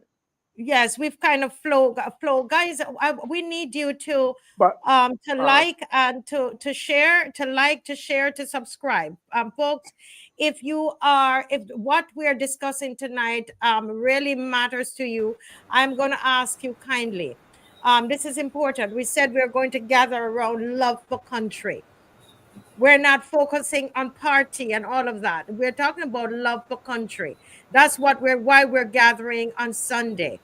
Sunday, right there in Joe's River is in St. Joseph. Somebody said some people might not know where Joe's River is. It's in St. Joseph. Okay. Yes, you were saying something, Mr. Murray? Marcia, yeah. In my estimation, that this is as big an issue. What is happening are symptomatic of a problem that is just as crucial to Barbados' future as the cybercrime bill of 2024. It is just as crucial, but just for another part of our life where we are being taken advantage of, our rights are being transferred, we are being disrespected. I do not understand how people can be allowed to come. Who is giving these persons the impression that they can do virtually as they like? Because they come with their own worldview, their own experiences, their own attitudes towards people of a different color, different culture, and they think they should be told, nothing should be done to make them feel that they can get away with this kind of behavior. In fact, the exact opposite. That not only should they meet certain tests and money and construction and design, that there should be evaluation of them and research them on their attitude, their record, their reputation, so that we do not unknowingly import these kind of unhealthy attitude towards Barbados. So therefore, I'm saying we have to approach this with much vigor and determination, especially after the coming Sunday, as we did with the cybercrime bill, and that we have to be prepared, to my mind, to go as far as is necessary to protect to stop, put a halt to this giving away, selling away, virtual abandonment. I do not understand how you can rationalize that you're going to. First of all, I heard Patrick King. I heard them mention it. He's talking that Old Town is part of a World Heritage Site. That is not so. Whoever briefed him either briefed him wrong or he did not understand. The UNESCO World Heritage designated is about Bridgetown and its historic garrison. It does not extend to the West Coast and the St. James. So while that is an historic site because of the settlement of Barbados and the National Trust says that it makes no connection at all with the UNESCO World Heritage designation that we have for the rest of Bridgetown and its historic garrison. So he's wrong, he's misleading. Not only he's misled himself, and he's misleading the public. So all that he presented is based on erroneous, a fallacy, a misconception, and misleading. And shouting and being harangued does not convince and change the fact. The fact is that there's not. Listen, I remember taking a trip as a minister of commerce in Malta. And Malta was very heavily bombed in the Second World War, where a lot of buildings downtown were destroyed. And you know what struck me most of Malta? That downtown, the buildings, the roofs were blown off. What they did, they went inside and built windows and walls inside. They maintained the external designs of the thing. Bomb buildings and built shops and restaurants within these. So here we have a perfectly healthy complex.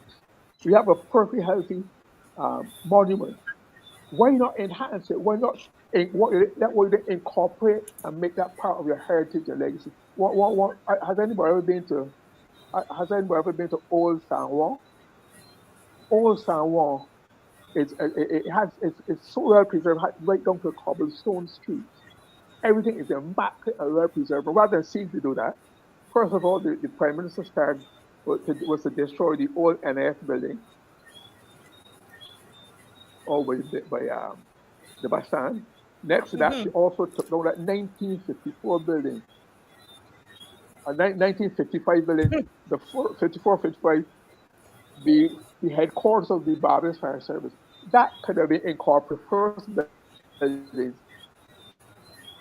along with the government headquarters that were built out of black Barbadians around the country. It was symbolic, and the architecture was set. It could have been there to tell a story. It could be used as offices or something that for the part. But you knock it down, beg back. Because we are a country now where so-called philanthropy, which is just another sophisticated, polite word for begging, where we are supposed to. Okay, Mr. Murray, the Wi-Fi is dropping out. Can you hear me? We're dropping out. We're dropping out. Let me go to Miss McLean and see if it will come back. Right. All right. It's dropping out. Miss McLean, let me just welcome you. We're just gonna take another, I would say, another 10 minutes to air this out a little bit, because it seemed like this is we had some other things. We're gonna discuss some other things, but what do you have any contribution to this? I mean, we've seen the Barbados Trust came out today. We saw on Friday, was it Wednesday?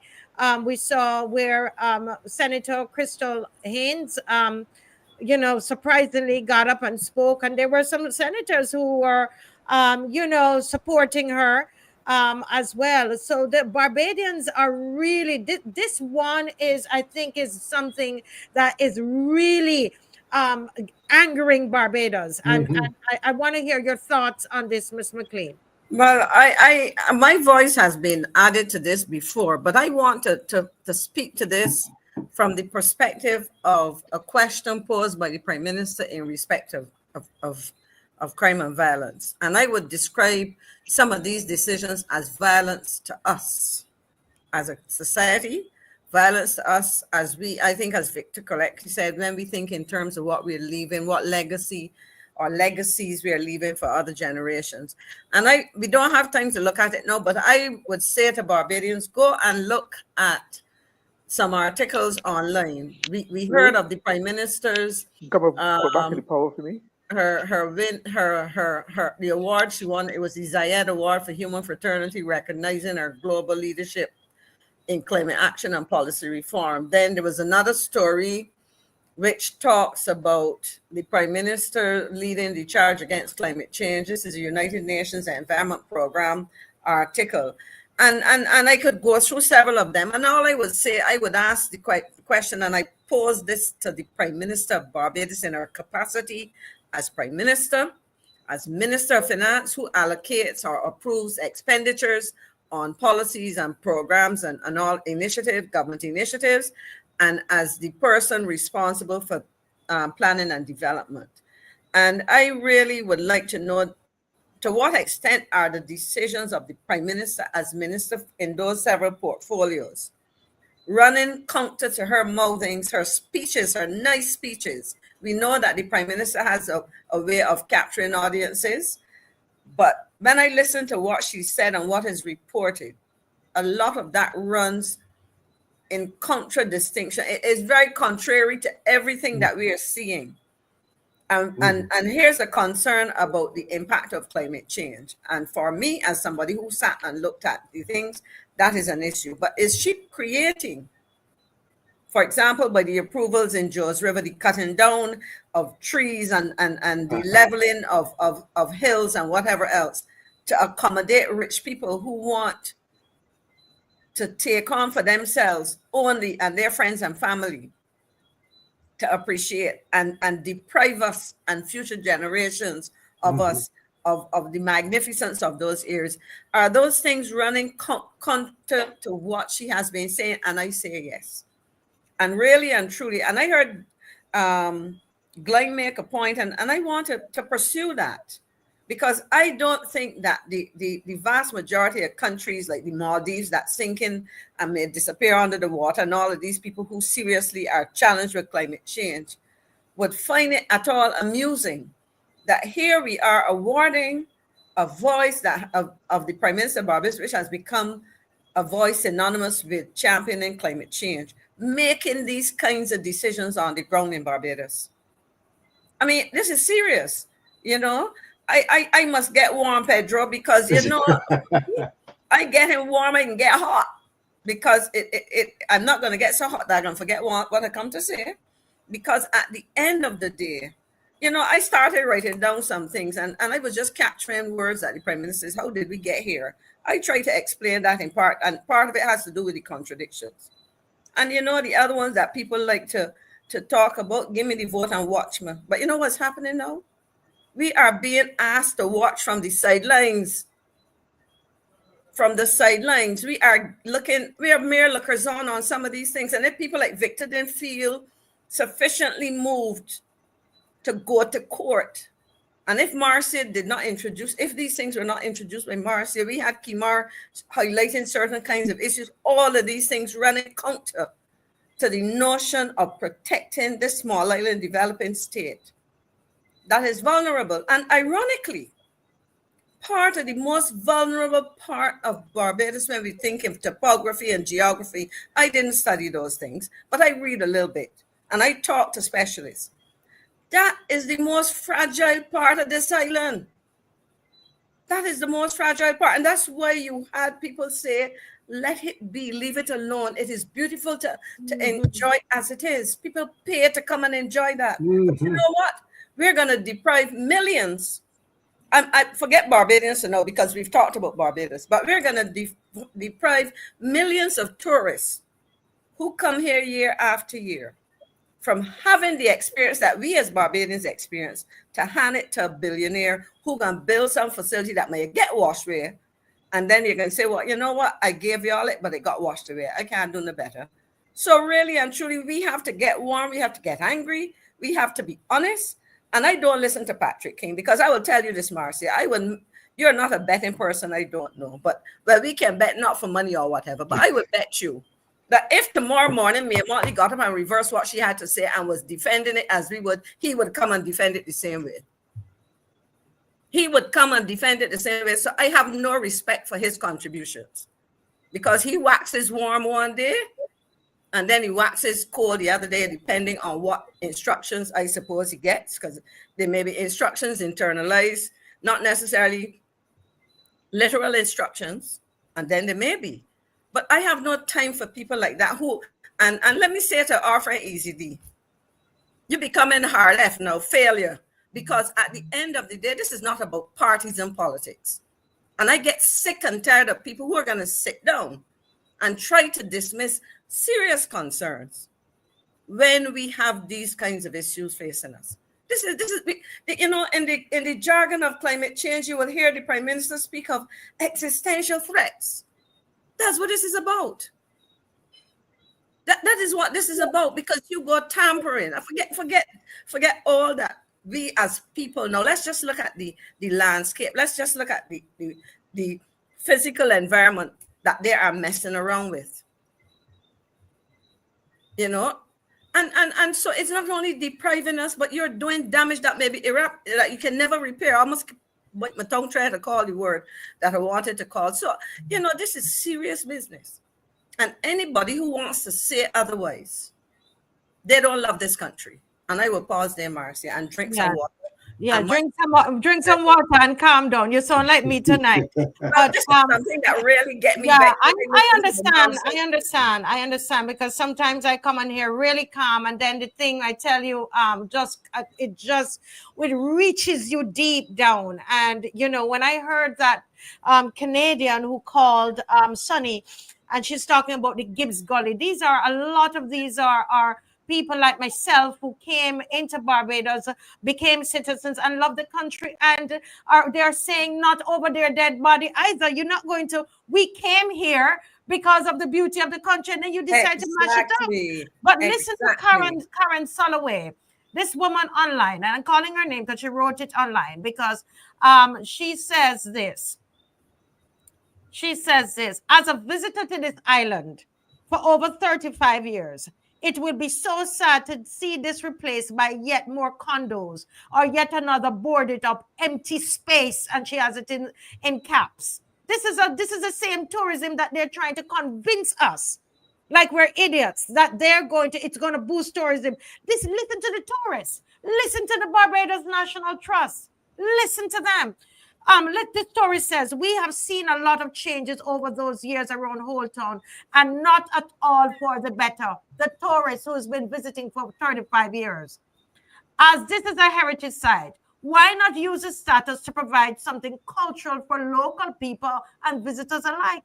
It could be turned into a wonderful cultural center featuring history, arts, etc. You are going to tell me that the Prime Minister and the Minister of Culture, who seem to be so dumb, I'm not talking about in her head, dumb that she can't. We have a Minister of Culture. I'm not hearing anything from the. She's a minister in the minister. I know who she is very well. I'm not hearing from Dr. Monroe. Where are you? Where are you, Chameleon? Chameleon, that's the word, commission. Where are you? You would be, if it was anybody else, you would be rolling down in the streets. You would lay down on a whole town and chain yourself to the obelisk. You, David Commission. You, David Commission that changes like the wind. Don't let me start on you tonight. You guys are hypocritical. You're hypocritical. This is a visitor telling us what to do. We should be shamed. It could be turned into a wonderful cultural center featuring history, arts, etc., says the tourists, right? Generating income from visitors, says the tourists. Please don't simply allow it to be knocked down and replaced by yet another soulless building. You see what I tell you? Another soulless building calls. Did you hear that, Mr. Lewis? Mm-hmm. It was sad enough when the old mall was destroyed, and she has a sad face. This is what I was saying, Mr. Lewis, that there's something here that we can't quantify. We can't write it out. You're tearing out our soul. Tell the planning and development, you're tearing out our soul. You are trying to destroy who we are. Marcia, ask Dave to back at that picture with the boulders for a minute. It brought, as you were talking about these things, that brought something back to me. And I remember the sad day, because I had gone to St. Lucie to pick up a family friend to take to the airport the day that Carew drowned. You see these boulders? These boulders are nothing against two things: the sea, when they're like this, or torrential rains. And I remember it was something like, I remember people were complaining about, permissions that were given to people to use some of these in areas. And it was stuff like this that washed down and took with it, a house and everything. And our late Calypsonian Carew lost his life. We and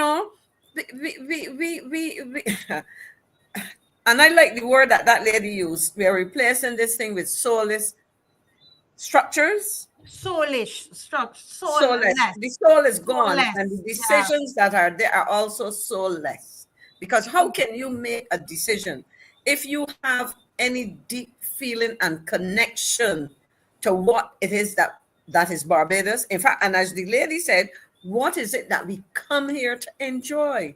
You know how many Barbadians have said, how many visitors have said that they don't want to see Barbados become another, what I would call another generic tourism destination where you come and see boxes constituting hotels, up in the air and looking like anywhere else in the world, So but you see, this is why people like myself, who is trained in filmmaking and who train actors, always felt that Chantel Monroe Knight was faking that cry at the archives. Nobody can tell me otherwise, and this proves it. Because if we are not ministers of culture, we are not involved in culture, Victor Lewis, and we can be so outraged. There are people who are not even born in Barbados so outraged. Why is Chantel Monroe Knight sitting down with her mouth closed? Because Marcia, we have come to, how have we gotten here? How did we get here, to use the Prime Minister's question? Because we have 27 representatives in Parliament, along with the 11 who can speak normally in on the government side, who seem to defer on almost anything that is of significance to the Prime Minister. And if they cannot stand up in a parliamentary group where they all come together, or a cabinet group for those who are cabinet members, and say to the Prime Minister, Barbados is not only about because it's not even about getting investment, because one man buys a property, he spends perhaps X amount of millions, but of those X amount of millions, maybe 10%, 20%, 30% is paid is absorbed in the local economy. The rest may go to buy all kind of fancy, expensive furnitures, fixtures, and building materials, and so on. The point I'm making is that there's no ongoing foreign exchange generation, because I'll tell you this: the average billionaire who owns a condo or a house or whatever in Barbados is not going to put that in a rental pool. He or she will have it. It will be closed up when they are not here, or when they're not sending or bringing their friends to enjoy it. So there's no ongoing foreign exchange. You may have a staff of gardeners, etc. Fine, we have those jobs. But when you look at it and you put a value to that, and then you put a value to the intrinsic benefits and all that translates into, on the other side, the two are not equal. And so for them to sit down, this is not a situation where the Prime Minister has a very small cabinet, a small group of persons. She has 28 persons along with herself to sit down and analyze this, along with all the consultants that are paid, all these people. And you're going to tell me that nobody can say, stop, haul and pull up? Come on. Yeah. I see Mr. Murray is back in. Mr. Murray, can you hear us? Yes, he's still having. Yes, I'm hearing you and saying you well. I just, you said, are you hearing me? A little better. It's yeah. Yes, go ahead. Are you hearing me now? Yes. No? Okay. All right. I want to say that. Have you noticed that not only this issue, all the major issues that we have taken up, the Prime Minister does not have, he cannot even condescend to attempt to, or pretend to attempt to explain or justify anything. She says nothing. These things are raging, points are raging, and she does not even spend time. But every time somebody prominent dies, well known, she's the first person to give tribute. How does she find time to write, approve, to get involved in a tribute to a prominent spokesman, a businessman, but does not find time and interest to get in, to come and justify her government's decision, her own decision for these projects? And that baffles me. To me, that's a sign of disrespect to the entire country. And furthermore, there's always a lot of mystery these days about who is doing what. You hear something and a contract is awarded, somebody's going to bid, and there's a lot of silence and mystery. You don't get, there was a time when there was a major project, you know who are the builders, who are the contractors, where the money is coming from. Right now, there's a lot of secrecy and mystery surrounding these persons. So I think all that is adding to a very unhealthy state in Barbados. We don't know who's coming with us, who's getting in bed with us, who is coming in with whom to do what, and we do not know what Trojan horses you might be bringing for the good of Barbadian society. So I'm saying that while we can call on, I agree, we can call on the minister with responsibility for culture to say something. In the final instance, the minister of culture, who's the prime minister, also the minister in charge of town planning, planning development, who's the prime minister, should get involved and do not leave it to Minister Dr. Dogeged or anybody. Come and face the public. Come look the public in the face. Do not use a public relations officer. Do not use a hired gun, Patrick King, to come in and say something. Because one of the characteristic things about this matching with the Prime Minister, I don't know if you notice it. Whenever there is an issue, when the government is under some pressure and strong criticism, she sets up, she either appoints somebody or she sets up a new branch or committee. When they were under pressure, the latest was this whole ideas forum. Ideas forum. Before that, it was the Parish Speak. You remember one time she gave instructions that her ministers, her members would spend at least 8 hours a week in the constituency and report to the country. None of that has happened. Remember when she was under problems with the COVID, with the delivery of information, where she was holding press conferences, and the Minister of Health was there, Colonel Bostic, and Liz Thompson came in. And then what she went and appointed David Ellis, and then the whole thing shut down. But you know, Glenn and colleagues, the other thing, because you spoke about operatives, one of whom was even a candidate who went against her party, her candidate in the last year. Has Glenn stopped? I want to say something. Yes, Glenn, I think yes, and there's a caller coming in too. Go ahead, Ms. McLean. No, I was saying that in addition to the silence in response to issues raised here, I happen to watch, since we now have a leader of the opposition, I tend to watch Parliament almost every single day it meets, and most times the Senate as well. And I notice, I would say, in terms of silence, I would call it the silence in terms of the Prime Minister's presence and participation in parliamentary debate. And Glenn can tell you the role and importance of government as legislator. And so my concern is, not only are we not hearing on these things, she is not sufficiently active in her participation in parliamentary debate. And in fact, you know, we can talk about that later, because I think you have a caller, Marcia. Okay, good. Thank you, Ms. McLean. Thank you so much. We have a caller. Hi, good night, caller. Cannot hear. Yes, can you hear? Speak again, Teroni. Teroni? Yeah, I'm here. Yes, can you hear? Are you guys hearing? Yeah, I'm hearing a bit low, but you know, I'm trying to get some I can hear you. clarity. I can hear you. I can hear you. Okay, is it any better? Keep going, Tyrone. Yes, and our sweet son, because as panelists and blessings on y'all. Yeah, I'm calling with concern mostly. Yeah. My mother talking about climate change. She's more spending most of her time on climate change. This real climate change issue is that poor people suffering very heavily every day.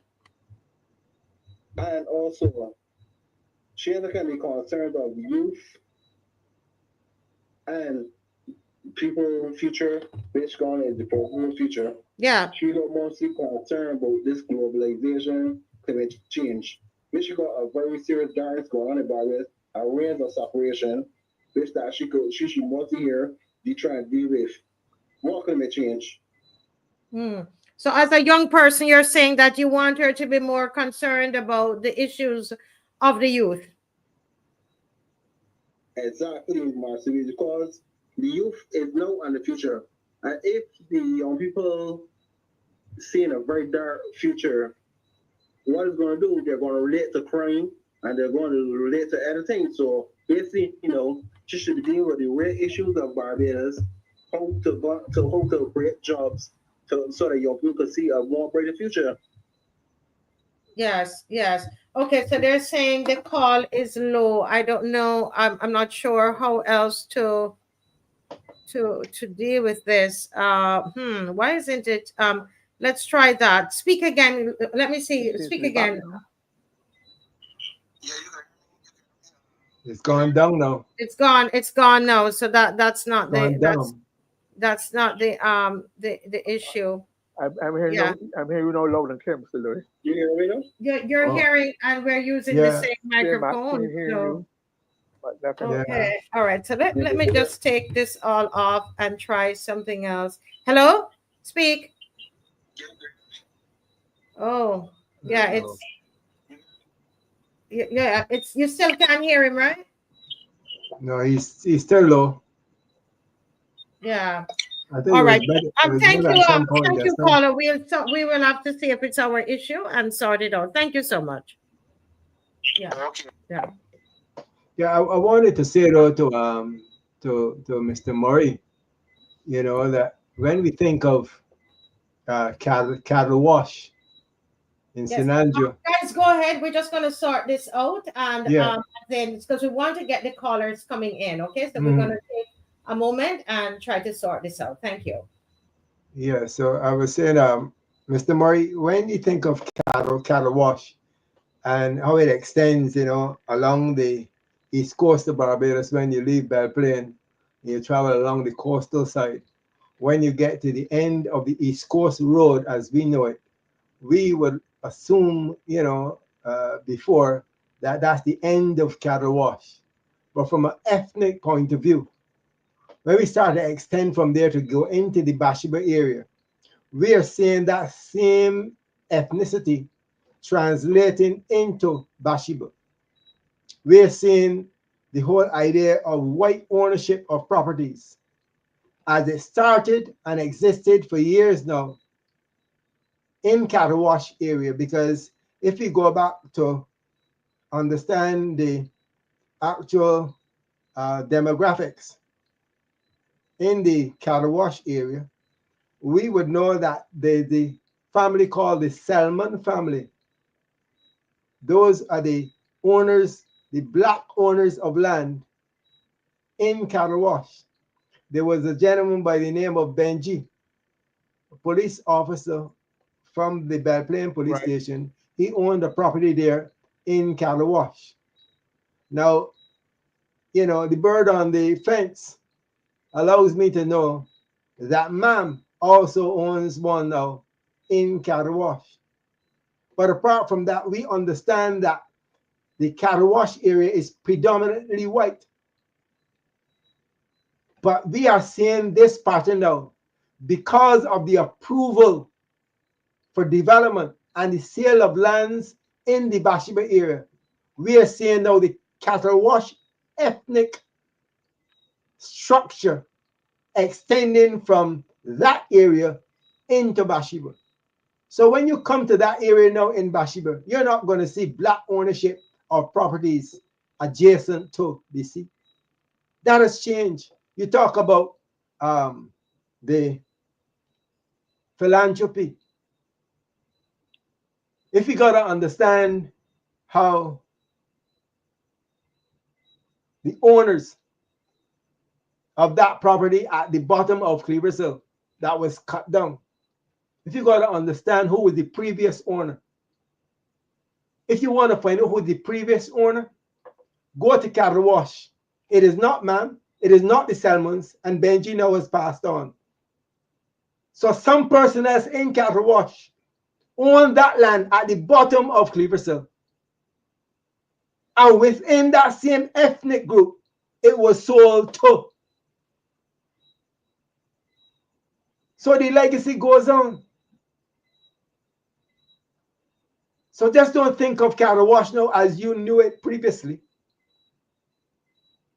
In that area of St. Joseph, it is now ethnically extended into Bathsheba. Your comments. Glenn, that's you. My question is, if Marcia, if I may, yeah, that's me. You're hearing me at all? Yeah, I'm hearing you, Glenn. Go ahead. Yeah, you can hear him, Victor? Yeah, I'm hearing him now, but I don't know if you heard me just now. Yeah. But yeah, I heard you. My question would be, who is benefiting? Who gets the finder's fee? Who are the law firms? Who are the accountants? Who isn't? It'd be interesting to find out if you can follow the money, as they say, and find out who are the direct beneficiaries of this kind of decision. I think that would be instructive. I think we've done a lot from there, because I don't understand why all previous prime ministers, all up to 2018, had not encouraged, had not allowed this kind of mass transformation for the worse. This transformation, degradation, both geographically, both physically, and both where the black people's interests are concerned. Nobody allowed that. Why is this happening now? Why? How come this happening now? Is it that because all those other prime ministers grew up in villages and met with people and never thought of Barbados? I'm a product of my socialization in Chabagat, that's my values, my outlook. I say that unless you're born in those circumstances, and if you're born in an exclusive area, you therefore bring your same attitude of exclusivity and duality to your decision making. How does it happen? How does it work? And like Maxine is saying, I also am baffled as to why. I understand very often the Prime Minister is in the House compound, having meetings in other rooms, but not on the floor. Okay? But I don't understand. I don't understand why, because I understand she has a very well appointed room. I understand that they're almost palatial, they tell me. People who've been into her quarters, which have been reconfigured, retransformed, redesigned, rather restructured. So maybe she likes the facilities there more than the floor where you have to indulge in and the tussle, the rough and tumble of debate. But I'm saying that she's become an absentee prime minister far too often, to the extent that this does not do her government or the people of Barbados any good, because we don't feel we're getting our value for money. And that brings me on to the Prime Minister just won another award, which she's sharing with 3 other people. I forget the name of it. 2 other people. It's being divided into 3. It's understand it's worth $1 million US, which is about $2 million Barbados dollars. Now, if you divide it into 3, I would be the Prime Minister, which should be entitled to about 700,000. My question is, to whom does that money go? Because she would have earned it, she won the prize, having been engaging the publicly all across the world at the name of the Prime Minister of Barbados, with the Barbadian taxpayer paying her. I know we do not have any legislation in Barbados as in other countries that would control those kind of gifts, those kind of awards financially and otherwise. But I'm saying that For whom will that money go? Will it all go to the Prime Minister in her own right when she's speaking? Because Maxine will tell you that once you are a minister or a Prime Minister, you're always that. You're full-time Prime Minister, full-time minister. You should be. I just think that's a question that needs to be asked. Mr. Murray, you have to be very conscious of these things that are classified now as gifts. I would want to ask the question, what price will the Barbadian public be paying for that gift? Because we have heard of many gifts previously, or recently, should I say. We have heard of many gifts that the philanthropists, mobilize in this country. And we are suffering part of the consequences now. So when you mention this concept of a gift, $2 million Barbados, my big question is, what price are we going to pay? That was part of an award. Part of an award. Yes, but there's still a price. Yeah, an award. There's still a price. Mm-hmm.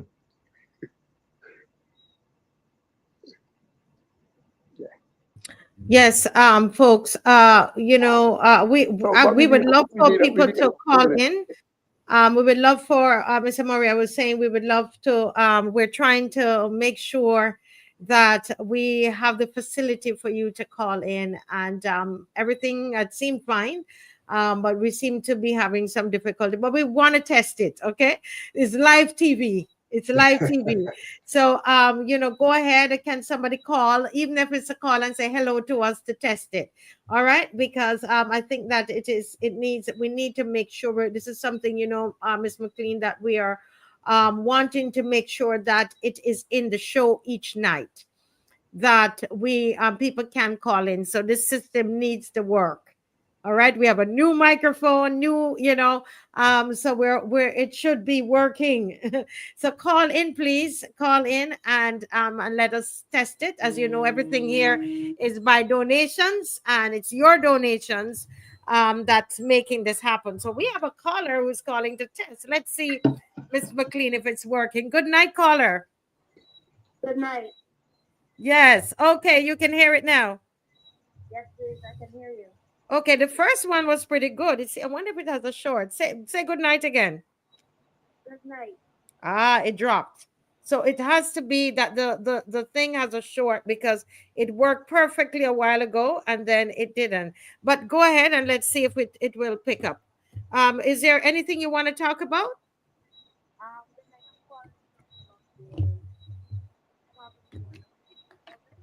1 second. All right. Oh, it has gotten worse. Can you hear me now? Okay, a little better. Can you hear her, Miss McLean? Yes, I'm hearing her much better now. Okay, keep going, please. Yeah, I'm going to talk about the problems that are going on in St. Joseph, the problems with the bridge. The St. Joseph Bridge. St. Joseph Bridge. Yes, please. Yes, go right ahead, ma'am. Yes, please. I don't understand why that the people of St. Joseph are having a problem with a bridge that has been there even before I was born. Mm-hmm. That bridge, underneath that bridge, where my sons used to go play fishing when they were small, is access. The children would walk through there to the other side where we would call cocktails, so they would go down to the other side. You understand? And we have more generations coming up that would love to experience all of that. Mm-hmm. It leads to the gully. Why would you want to stop the people from St. Joseph from crossing that bridge? Why would you want to stop them from coming onto the land? And they are welcome to come on, but at their own risk. What are you trying to tell them? What are you trying to tell them? Mm-hmm. This is crazy. Mm-hmm. Understand? This is crazy. Understand? It is not fair. I do not understand why in this country. Yes. You understand? People that born here, raise their families here, are having their rights taken away from them from enjoying their own land. Why should somebody else from someplace else come and enjoy the land? And the people that are born here, the rightful people that of this land cannot get to enjoy it. It is total craziness. So let me ask you something, caller. Thank you for calling, and it's good to hear somebody from St. Joseph. But let me ask you something. What are you going to do about it? Well, next Sunday take me having a roadside parliament and a cookout to show the unity of St. Joseph. You understand? To show the unity of St. Joseph. There's so much going on in St. Joseph right now that's being swept underneath the rug. So much. It's not only the St. Joseph Bridge, which is a priority. There's a primary school that we are going to St. Elizabeth Primary School. Yes. And I bet a lot of people in this country does not know that children are being moved from that school. Teachers are being moved from that school. It was brought to my attention. I don't think that school has 30 children. So, wow, but why would they be moving the children? Something is wrong. Because if you look at it, they're gonna close that school. Ah. I went to school like that school. My children went to school like that school. My aunt, my nephews, nieces, my uncles, cousins, went to school at St. Elizabeth Primary School. St. Elizabeth Primary School was one of the prominent schools in St. Joseph. It brought out a lot of children who are now in high-class society. A lot of children who some are in the police force, the defense force. Some of them are retired from the defense force, from the police force. Some of them start their own businesses and just starting from the St. Elizabeth Primary School. And you hear what it is, the St. Elizabeth Primary School. It was opened by the Queen in 1966. What are you telling me? That should be a landmark. Just underneath the rug, just at the St. Joseph Bridge, that opened the pathway for a lot of people to cross to get from, when you come up from St. Andrew, you come through, and you get to Bashaba. Why would you want to block that off? Tourists and everybody who come through there, go and look at that gully. Children play catch crayfish and stuff up in that gully. I can't see crayfish in that gully. Why would you want to close that off and block it off from the people of St. Joseph being able to pass there? It is total nonsense. And it's time that this country recognize that St. Joseph is a place. It is still a place, and it's one of the most beautiful places. Yes, it is. Yes, it is. But caller, somebody's saying, have you reached out to your MP? What have you reached out to your representative? Reach out to who, man? Your MP for St. Joseph.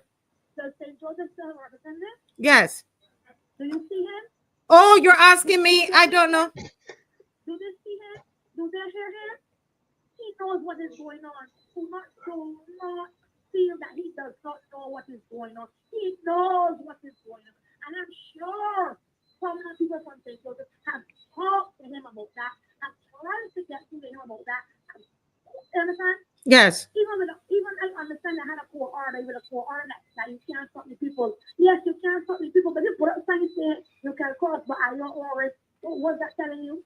What is that telling you? Anything you hear, you can cross, but at your own risk. When the children to play under the bridge and walk from one corner to the other, they didn't have them trying to cross at your own risk because the children know the path and know the ways.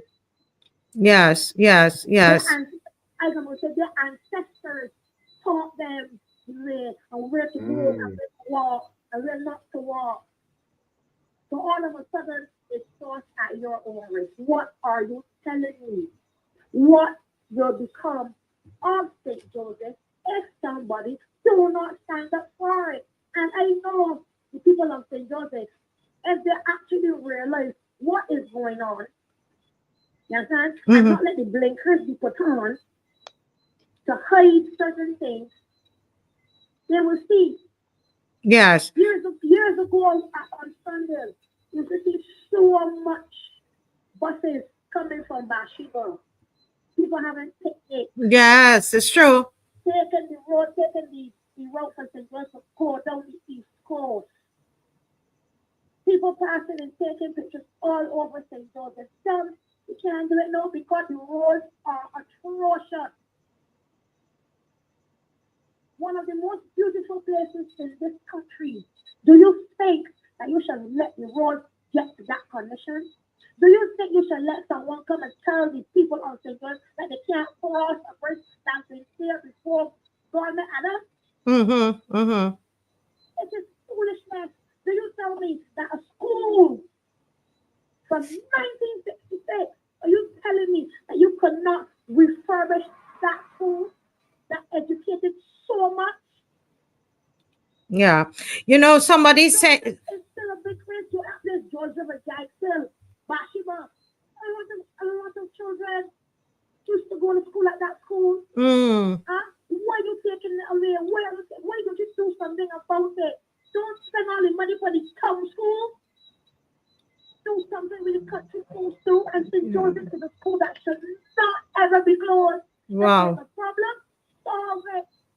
I agree. And somebody's saying, caller, somebody's saying, I hope I can meet you on Sunday, 3 o'clock at Joe's River. All right. Definitely, I will be there on Sunday. Joe. And not by yourself. Not by yourself. I'm designating you the person that's going to go around to all the doors near you, all of those people. As somebody's saying, go door to door. Yes, of course. I was born. Well, my mom is from St. Joseph. My dad is from St. George. But most of my roots were in St. As I said, in St. Joseph. You understand? Most of my roots are in St. Joseph. I am a Josephine. Yeah. I am a Josephine, born, bred, and delivered. Yes. Somebody identified that. They said she sounds like a Josephine. Woo! Well, Josephines, we're calling on all the Josephines. Noel from St. Joseph. We were born and bred up here, and I am not going to sit down, stand or lay down, and let them destroy the lineage of St. Joseph. No, this is where St. Joseph from Josephine. It belongs to us. Correct. Yeah, caller, I'm going to keep your number and give you a call tomorrow, okay? But so I want to definitely meet you on Sunday. Thank you so much for calling, ma'am. Thank you. Yes, I will. Mr. Lewis says good night. Thank you so much, Miss Mara. Thank you. Marcia, you know, I went to school. Marcia, could I make a quick okay. Yeah. Somebody's saying something, Mr. Murray? Marcia, are you hearing me? Yes, sir. Yes, go ahead, Mr. Murray. You want to say something to the caller?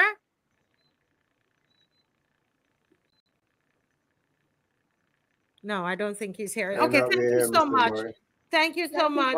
Yes. Marcia? God bless. Bye-bye. Yeah. Yes. Can I make a quick intervention, Marcia? Yes, real quick, Marcia? Mr. Murray, there's another call on the line. Go right ahead, sir. Hello. I think it's kind of ironic and interesting that on a night when North America and the rest of the world are celebrating the Super Bowl, we are really trying to save the Super Bowl. Our Super Bowl as against the Super Bowl. That's what. Listen, Mr. Murray is 81 and up. When I want to be sharp like him at 81. Very witty. I think that's interesting, isn't it? Thank you. Marcia, you know, I went to school at St. Elizabeth. You know, I went to school at St. Elizabeth Primary.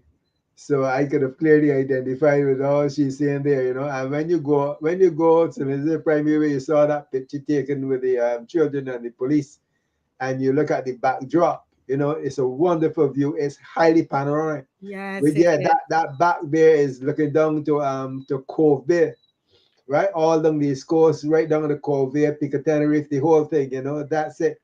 That's my beautiful Bashmere. That was once our, you know, picture perfect point, the iconic point in Bathsheba on top of that hill. That's no longer. So this is all that we have up now. We got to show the generations to come what it looked like. Yes. Not what it is, but what it looked like. But I Yes. wanted to say to Cammy, you know, because Cammy asked a question before. Yeah, hold a second there, Mr. Murray. I have the caller here, so let me let it go. Don't forget the thought, though, please. Okay. Caller, good night. Hi, good night to all. Good night to Mr. Glenn Murray, and good night to Comrade McLean. Yes, we can. I think we can hear. I see Miss McLean shaking her head. So is that a yes, that we can hear him clearly? You can hear me clearly? I'm waiting to hear from the others. That's right. So far, yeah. Yes. Okay, good. Keep going, sir. Good. Excellent. Good night to you, Sister Marcia. Yes, Keep up sir. the good work. Thank you. Yes. And the team. You're welcome. Mm-hmm. Yes, the whole team, Pastor Ferdy, everybody. Yes. Martin Jobs. I couldn't agree with that, Josephine, and more. We have people that really don't care. We have look at the historical civic center that we've been lobbying against, trying to knock that down to build up buildings for emptiness, because a lot of people come here, as we all know, we've discussed it more than one occasion. They come here, they build villas, they build this and build that, and the only thing that occupies them is ghosts. You know, and you're blocking up, you're looking down the history of Barbados. For what? Because you're not giving small business people, as was highlighted by yourself and others on this show, the opportunity to really put back something into the economy. But you have people coming in, making money off of the backs of hard-working young men, women, citizens of Barbados, and they're going back to make sure the fatted calf is getting fatter back overseas or wherever they come from. We cannot have this. As far as St. Joseph is concerned, my main concern really is roads. As you all know, the champion was here in St. Michael, which is horrible. You know, but in St. Joseph, okay, look at Bathsheba. If you remember well, Marcia, they had, I want to know what has become of the petition. Do you not have any information on that? That there was a petition out against the excavation, the work that was going on down the Soup Bowl in Bathsheba? You have any information on that? Any of you? No, I don't know, Mr. Lewis. Are you aware of that? I know we had a petition that was mobilized for the George River area, but since the injunction came into place, you know, that matter was mobilized then to the court. But as far as this particular aspect for the project there at the bottom of Creevers Hill, I am not aware of the petition for that one, because that was still allowed to be active as a project, but it is only now because of the sinking sand, you know, London Bridge is sinking down, that we had that project on hold, but I'm not aware of the petitional dimension. Yeah, but Brother Lewis. Yes, sir. Yeah, Brother Lewis. I mean, I remember that well, because I was one of the people that helped sign that petition, because I have a cousin that is a well-known surfer.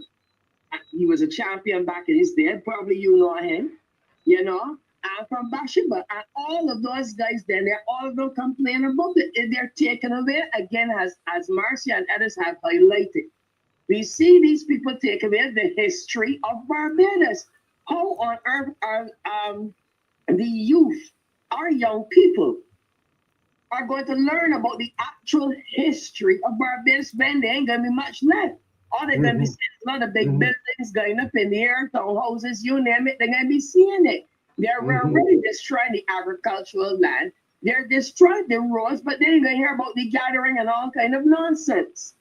What are we really doing to Barbados? And this is where we need to not only march, but put so much pressure on them that they have to reverse every single thing. Let them listen to us, because we put them there, they answer to us, but they seem to be bosses of their own self. And as the MP of that area, St. Joseph, he's persona non grata. Yeah. He doesn't care. He never cares. So caller, let me ask you, just want to give time for some other callers. So let me ask you, are you, what are you going to do about this thing in St. Joseph? This issue in St. Joseph? Okay, well, I will continue to lobby. I will continue to put the pressure on this current administration, both on and off social media. And as I do when I go down to Bathsheba, I have my little booklet. I take down the information from the people and I get the information and put it out there. We have to continue to put pressure. And however I can assist by lobbying, by putting them on the spot and putting pressure on them to draw that bar. Everything is horrible, a complete mess. So not only highlighting what is going on, but we actually have to highlight and put the actions there and put pressure, because all we can do is put pressure for them to do the right thing. Yeah. Are you going to be there on Sunday? Are you coming on Sunday at 3:00? We need bodies there. Of course, Marcia, you know I'm going to be there. Our toes going to jump over the moon. Of course I'm going to be there. Okay, wonderful. And bring some people with you. Okay, talk to somebody about it. Okay, thank you so much, caller. Thank you very much. I'm sorry, Mr. Lewis, you were saying something? I know that Cami asked a question relative to the whereabouts of the parish representative. You know, I was passing through Bathsheba on one of my little exercise sessions a morning, and a guy said, Lou, you know, what are we going to be doing about the all the land there, all the road there that is damaged in such, you know, poor condition? I says, well, you know, why don't you go and call the representative? He said, well, you know, we can't call him no more. He has now referred us to another individual. So when you have problems down in Bathsheba, you are referred to a gentleman by the name of Mr. Blackfoot. So it is no longer are we hearing about Dale Marshall, who is the representative for St. Joseph. So I don't know, you know, you would have to ask him to respond to that. But I was told that, you know. Yes. So I don't know. But as far as I know, Mr. Marshall is still being paid. As far as I know, Mr. Marshall is still being paid, as Rabbi says, as part by representative of St. Joseph. No matter who you may refer to, he is still paid and he has therefore an obligation. Well, that's what the gentleman told me, you know, that, you know, when there are problems now, you know, you're referred to, you know, so that's where we are, you know. So I really want to thank the lawful opposition, you know, for filling that void, that the voices of the people of St. Joseph are heard. Yeah. And it's a teamwork. It's teamwork. Sharon Innes here. She wrote a poem. I love poems. She said, Bathsheba, my inspiration. It calls to my soul. Its beauty envelops me like woman embraced by man. Bathsheba, always there. I can leave and return. And always it welcomes me like one lover greeting another. Bathsheba. Oh, too sweet, too sweet. Isn't that beautiful? Yeah. Now, what I'm going to do is at this time it's 9:48 and we want to take one more call. I see this caller, but caller, you called before, so I want to give a brand new caller an opportunity to speak.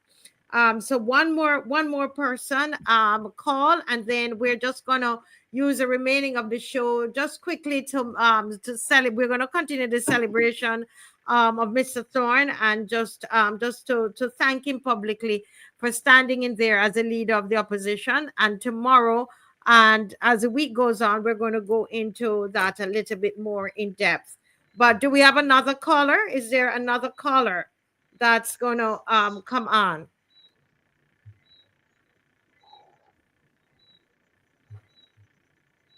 Another caller? No, I think who is it that had something they had to say? One of the panelists, go right ahead while we wait on the caller.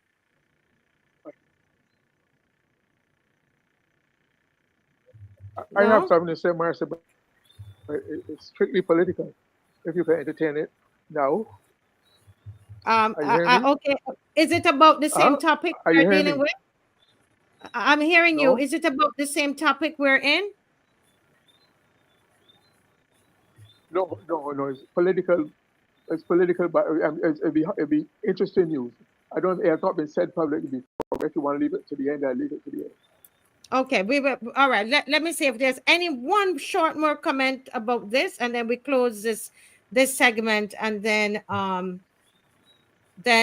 go into something else. Okay. So go ahead, Mr.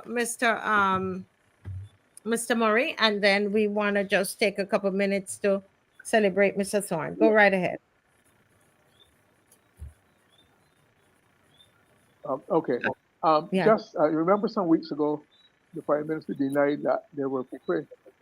Somebody preparing for an election. And I think the implication was a general election.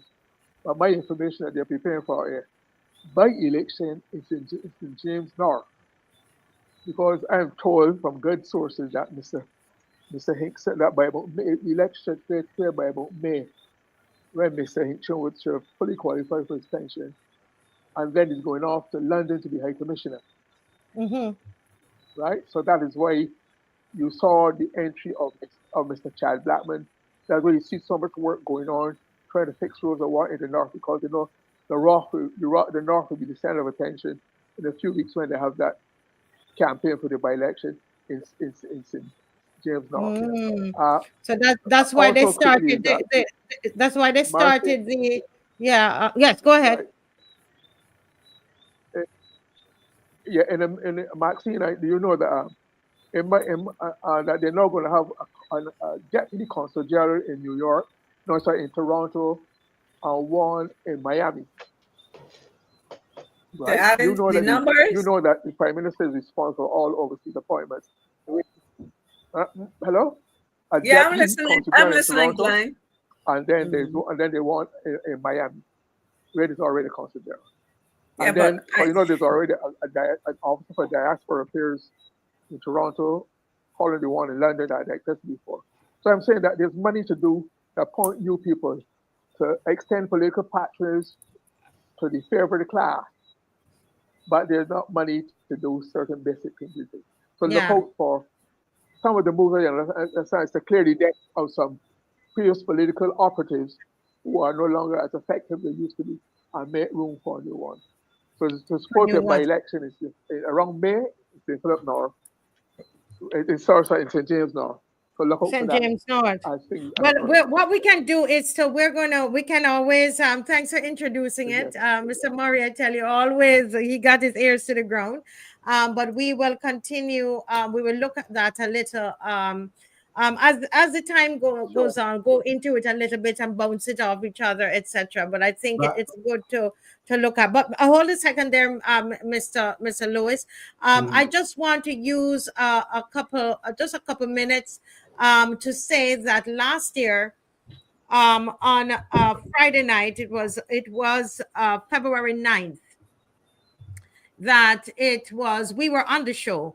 And I remember Caswell was on with us, and he was the one who told us that Mr. Thorne crossed, and we were able to say it on the show before it came out in the newspaper, and to the point where we were still unsure, but we were saying, well, we heard that he crossed. And people were, people in the comment section, the numbers went up and so on. And it's a year, and I want us to reflect on the work of the leader of the opposition. And I want to make a distinction of the leader of the opposition, because a lot of times what happens is that we confuse. Okay, what's going on there? Okay, so right. Okay, we confuse the work of the leader of the opposition with leading a party. So tonight we want to separate that. I know that technically, for some people, the way you view it is one job. But for me, and when you look at it in terms of, definitions, it's two different things. It's two different things, okay?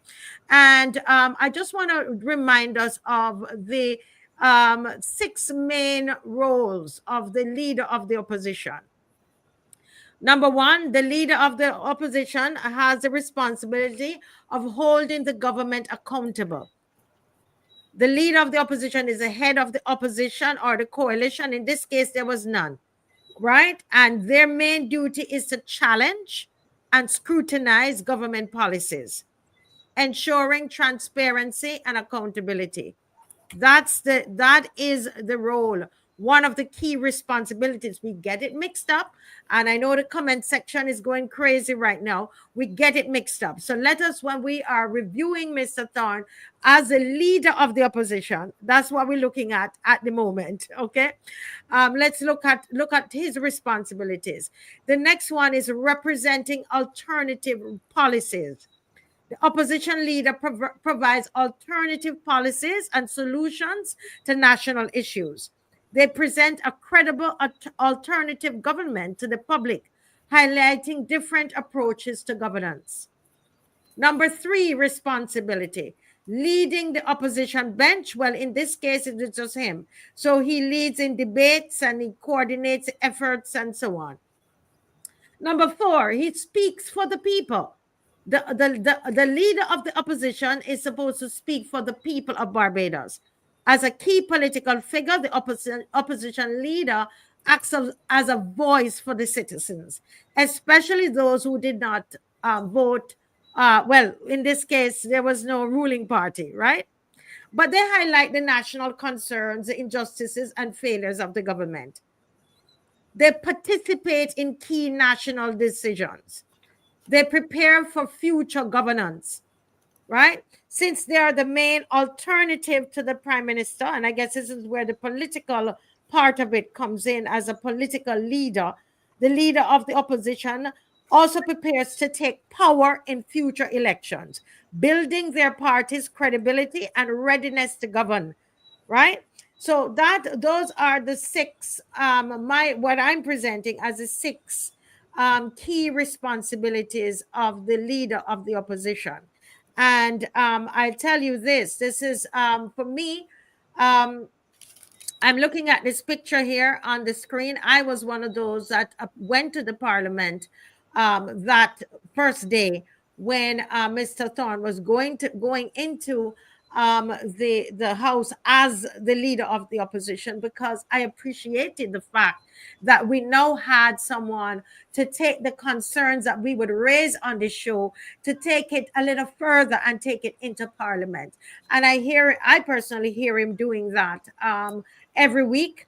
I'm sure, you look at everything that he does. I'm sure we all don't, agree with everything that he does. But I appreciate the fact, Mr. Lewis, that there is a voice that is in Parliament that is speaking up on behalf of the people of Barbados. So at this point, I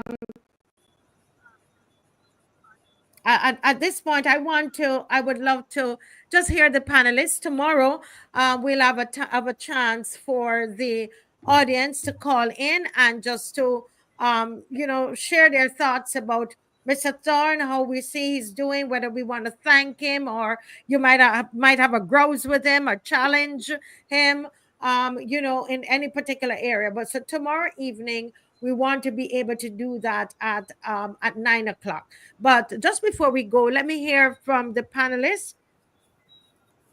And some of you can make your comments in the comment section.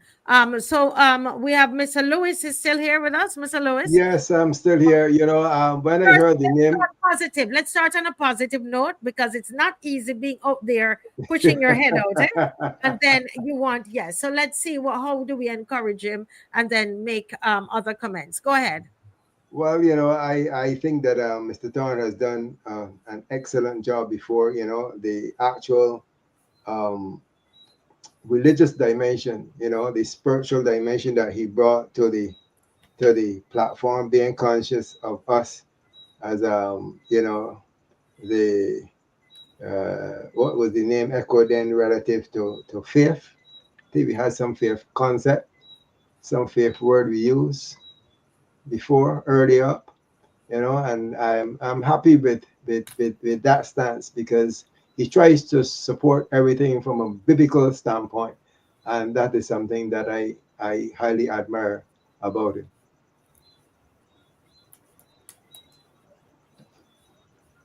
Yes, thank you. And anything that you see and you want to say, but Mr. Thorne, I would like for you to improve in this particular area. You know, just be yourself, right? You know, don't try to fit any person else's shoe. Just be yourself. Liberate yourself as Ralph Thorne. Don't try to be somebody else. You respect you as you are, and you know that when one mobilizes themselves from the fundamentals of humility, God will continue to exalt you. I just want to be conscious of that.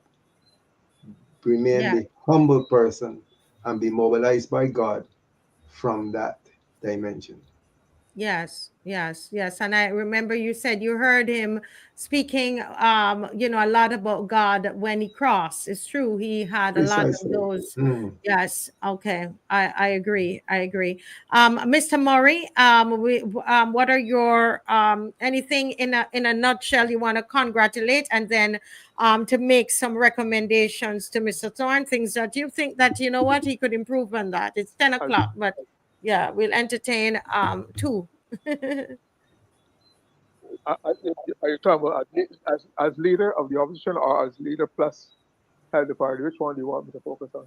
You were making a distinction. You want me to maintain the distinction between a leader of opposition? Leader of the opposition, yes. I think you lost me there again. I lost you. Can you hear me? Oh boy. Can you hear me? Hello? Oh boy. Can you hear me, Mr. Murray? Hello? Yeah. I dropped out there again. Yeah. Yes. If I were to, can I deal with as strictly leader of the opposition? Yeah. Are you hearing me? Yeah, yes, that's what he asked you to you. do, Blaine. To speak on it. As leader, I want to commend. Okay, all right. I commend him. Yeah, I'm commending him for his courage in making the step and enduring it, given the fate that had been meted out to Bishop Atherley when he undertook that challenge on behalf of the people to maintain democracy. He had a rough time, and as you would see, history is repeating itself. The same thing is happening to Mr. Thorne. But he's maintaining his calm. He's maintaining the projection of dignity, of wholesomeness that he's brought to the role. I've not heard any unwholesome stories about him as yet. Maybe they haven't reached me, or they're not being said, or it's not. But I think even by his mere presence of one, he's raised the quality of debate in the House of Assembly considerably. His language, his choice of language, the level of how he identifies issues, how he picks apart government's most complex legislation, and has the ability to pinpoint the kernel of a highly political sensitive issue, and then send them running to defend it. I think that is one of his greatest skills, and I think definitely he's proven himself to be a competent leader of the opposition given the time in a year, and I think that with other things in position he can do much, but I think he's not been an embarrassment. He has not disgraced himself nor his party, and I just thought that he's done quite well. I like to commend him for his performance in that role. Yeah, and is there anything that you see that you would say, Mr. Thorne, I would like you to improve on that particular area?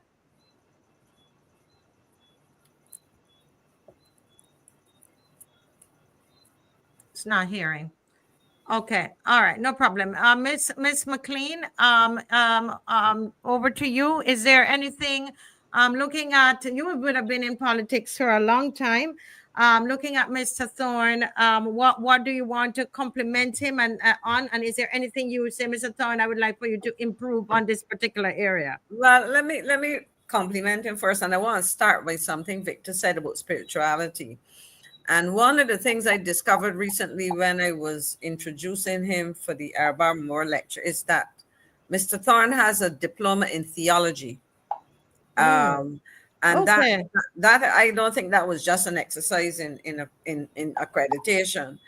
And I will use something that because this evening he would have addressed the branch, but that's for the other side of the discussion another time. But he said something which I think also reflects who he is and how he does things. And he talked about the influence of the church in our lives. And he said that they shape the values that we carry today. And I would substitute that he carries today. Now, as Glenn correctly said, the quality of the debate has increased. And I certainly would tell you from my watching of the debates since 2022, the participation and attendance of government MPs has increased significantly, and the quality of the debate on their side. My concern used to be that these things were rushed through. It cannot be easy when you ask about things that you can improve. And for me, I will share something. I don't see it as an issue. In fact, I have an explanation for it.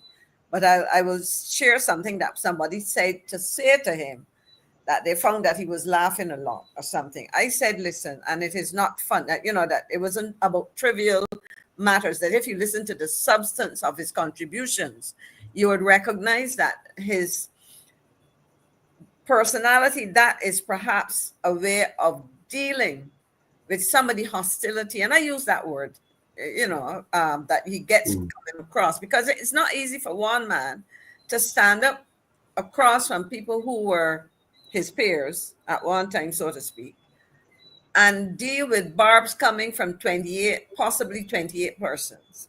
And so it's a kind of defense mechanism. But what I focus on is the substance. And I would end with this. So, I mean, if that is something, maybe that is something he may want to. But that, as I said, is a way of balancing the tension and so on that would exist in the chamber. But he did something on Friday, which I want to commend him on.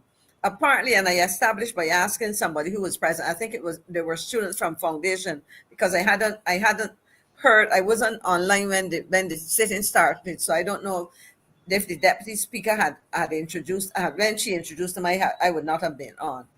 But in making his contribution, I sent him a note after to say, it was good to hear you teaching those students while delivering your response and your contribution to the debate, because he was speaking in a way that was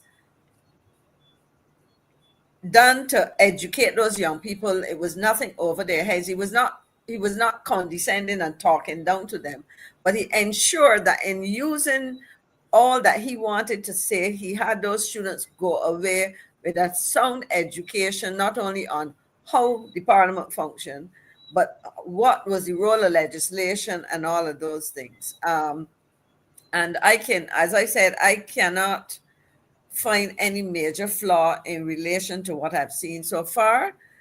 Some people will query why he speaks the length of time, but as I said, if we are serious about legislation, you will get into dissecting that. And he has been demonstrating how a single representative can use the time that he has available to him, not to rush through a debate and sit down, but to make sure that where the government falls down in its presentation of information, he is able to dissect it in a way that allows him to function as leader of the opposition. But perhaps later on I can think of some things that, that I would want to see improved. But I can tell you that, to me, my approach is that it is a tough battle that he's taken on.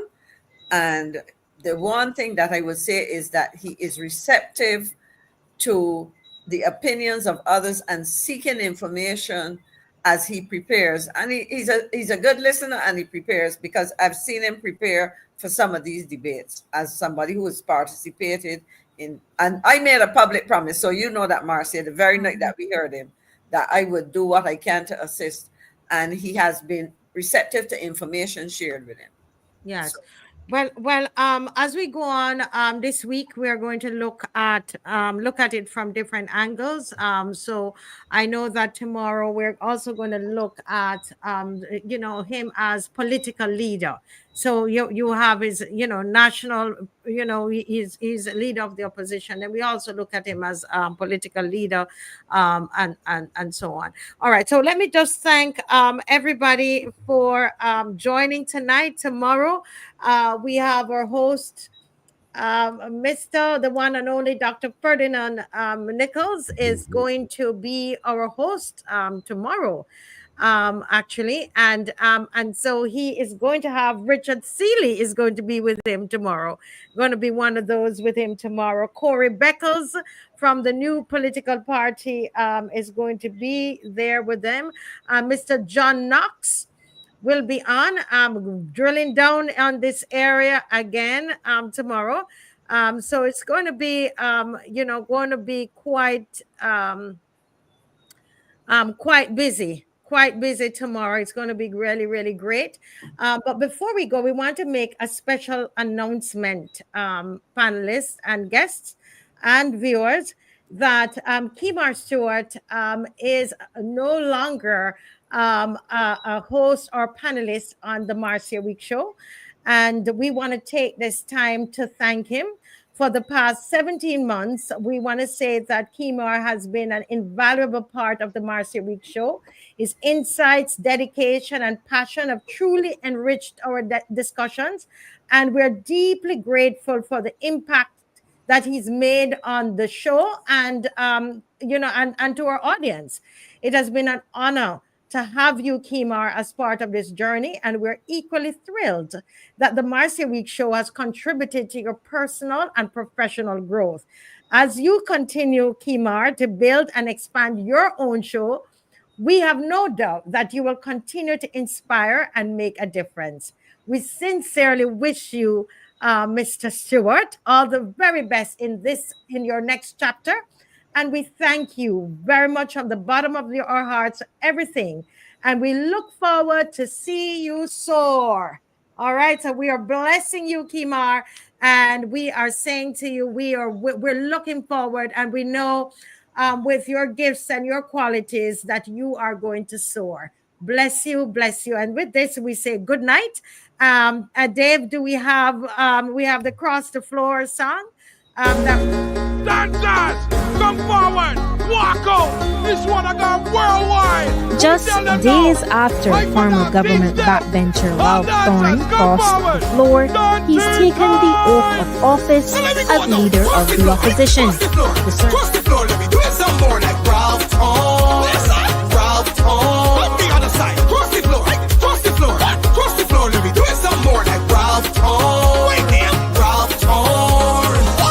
Dancing, come back again. Our turn is the latest trend. Everybody know link up a friend. This one designed to be. And more will be left over. Dancing, come back again. Our turn is the latest. Are these trips so important? Link up a friend. This one designed to be living out. Yes, I'm for real, member. I am for real. Don't let me talk out your business. Don't let me talk out your business. All right.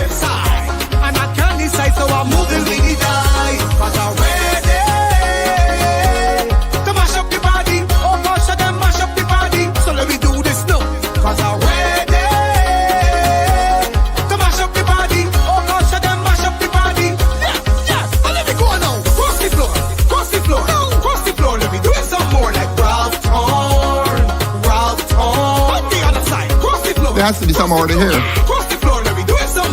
The Minister of Finance is not party to this present transaction, Your Honor. Ask him to keep quiet, please. And I say to you further, Mr. Speaker, that my conscience, my location here is related to my conscience. I said it last year. It is well with my soul. Take a wine on the right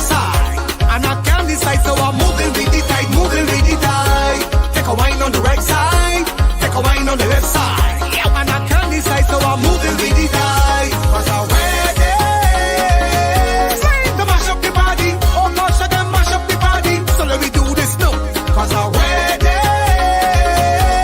to mash up the body. Oh gosh, I can mash up the body.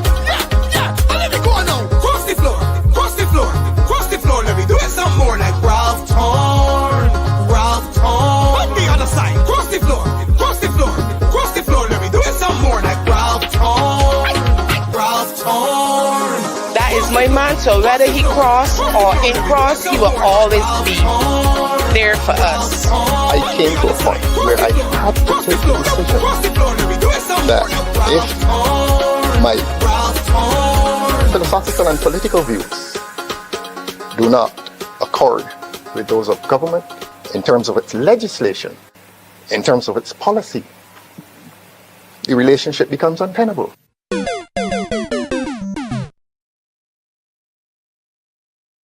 All righty. Okay, guys. Good night. Good night. And we are going to see you tomorrow at 7. And you're going to have Dr. Ferdinand Nichols is going to be hosting. God bless you. Bye-bye. Bye-bye.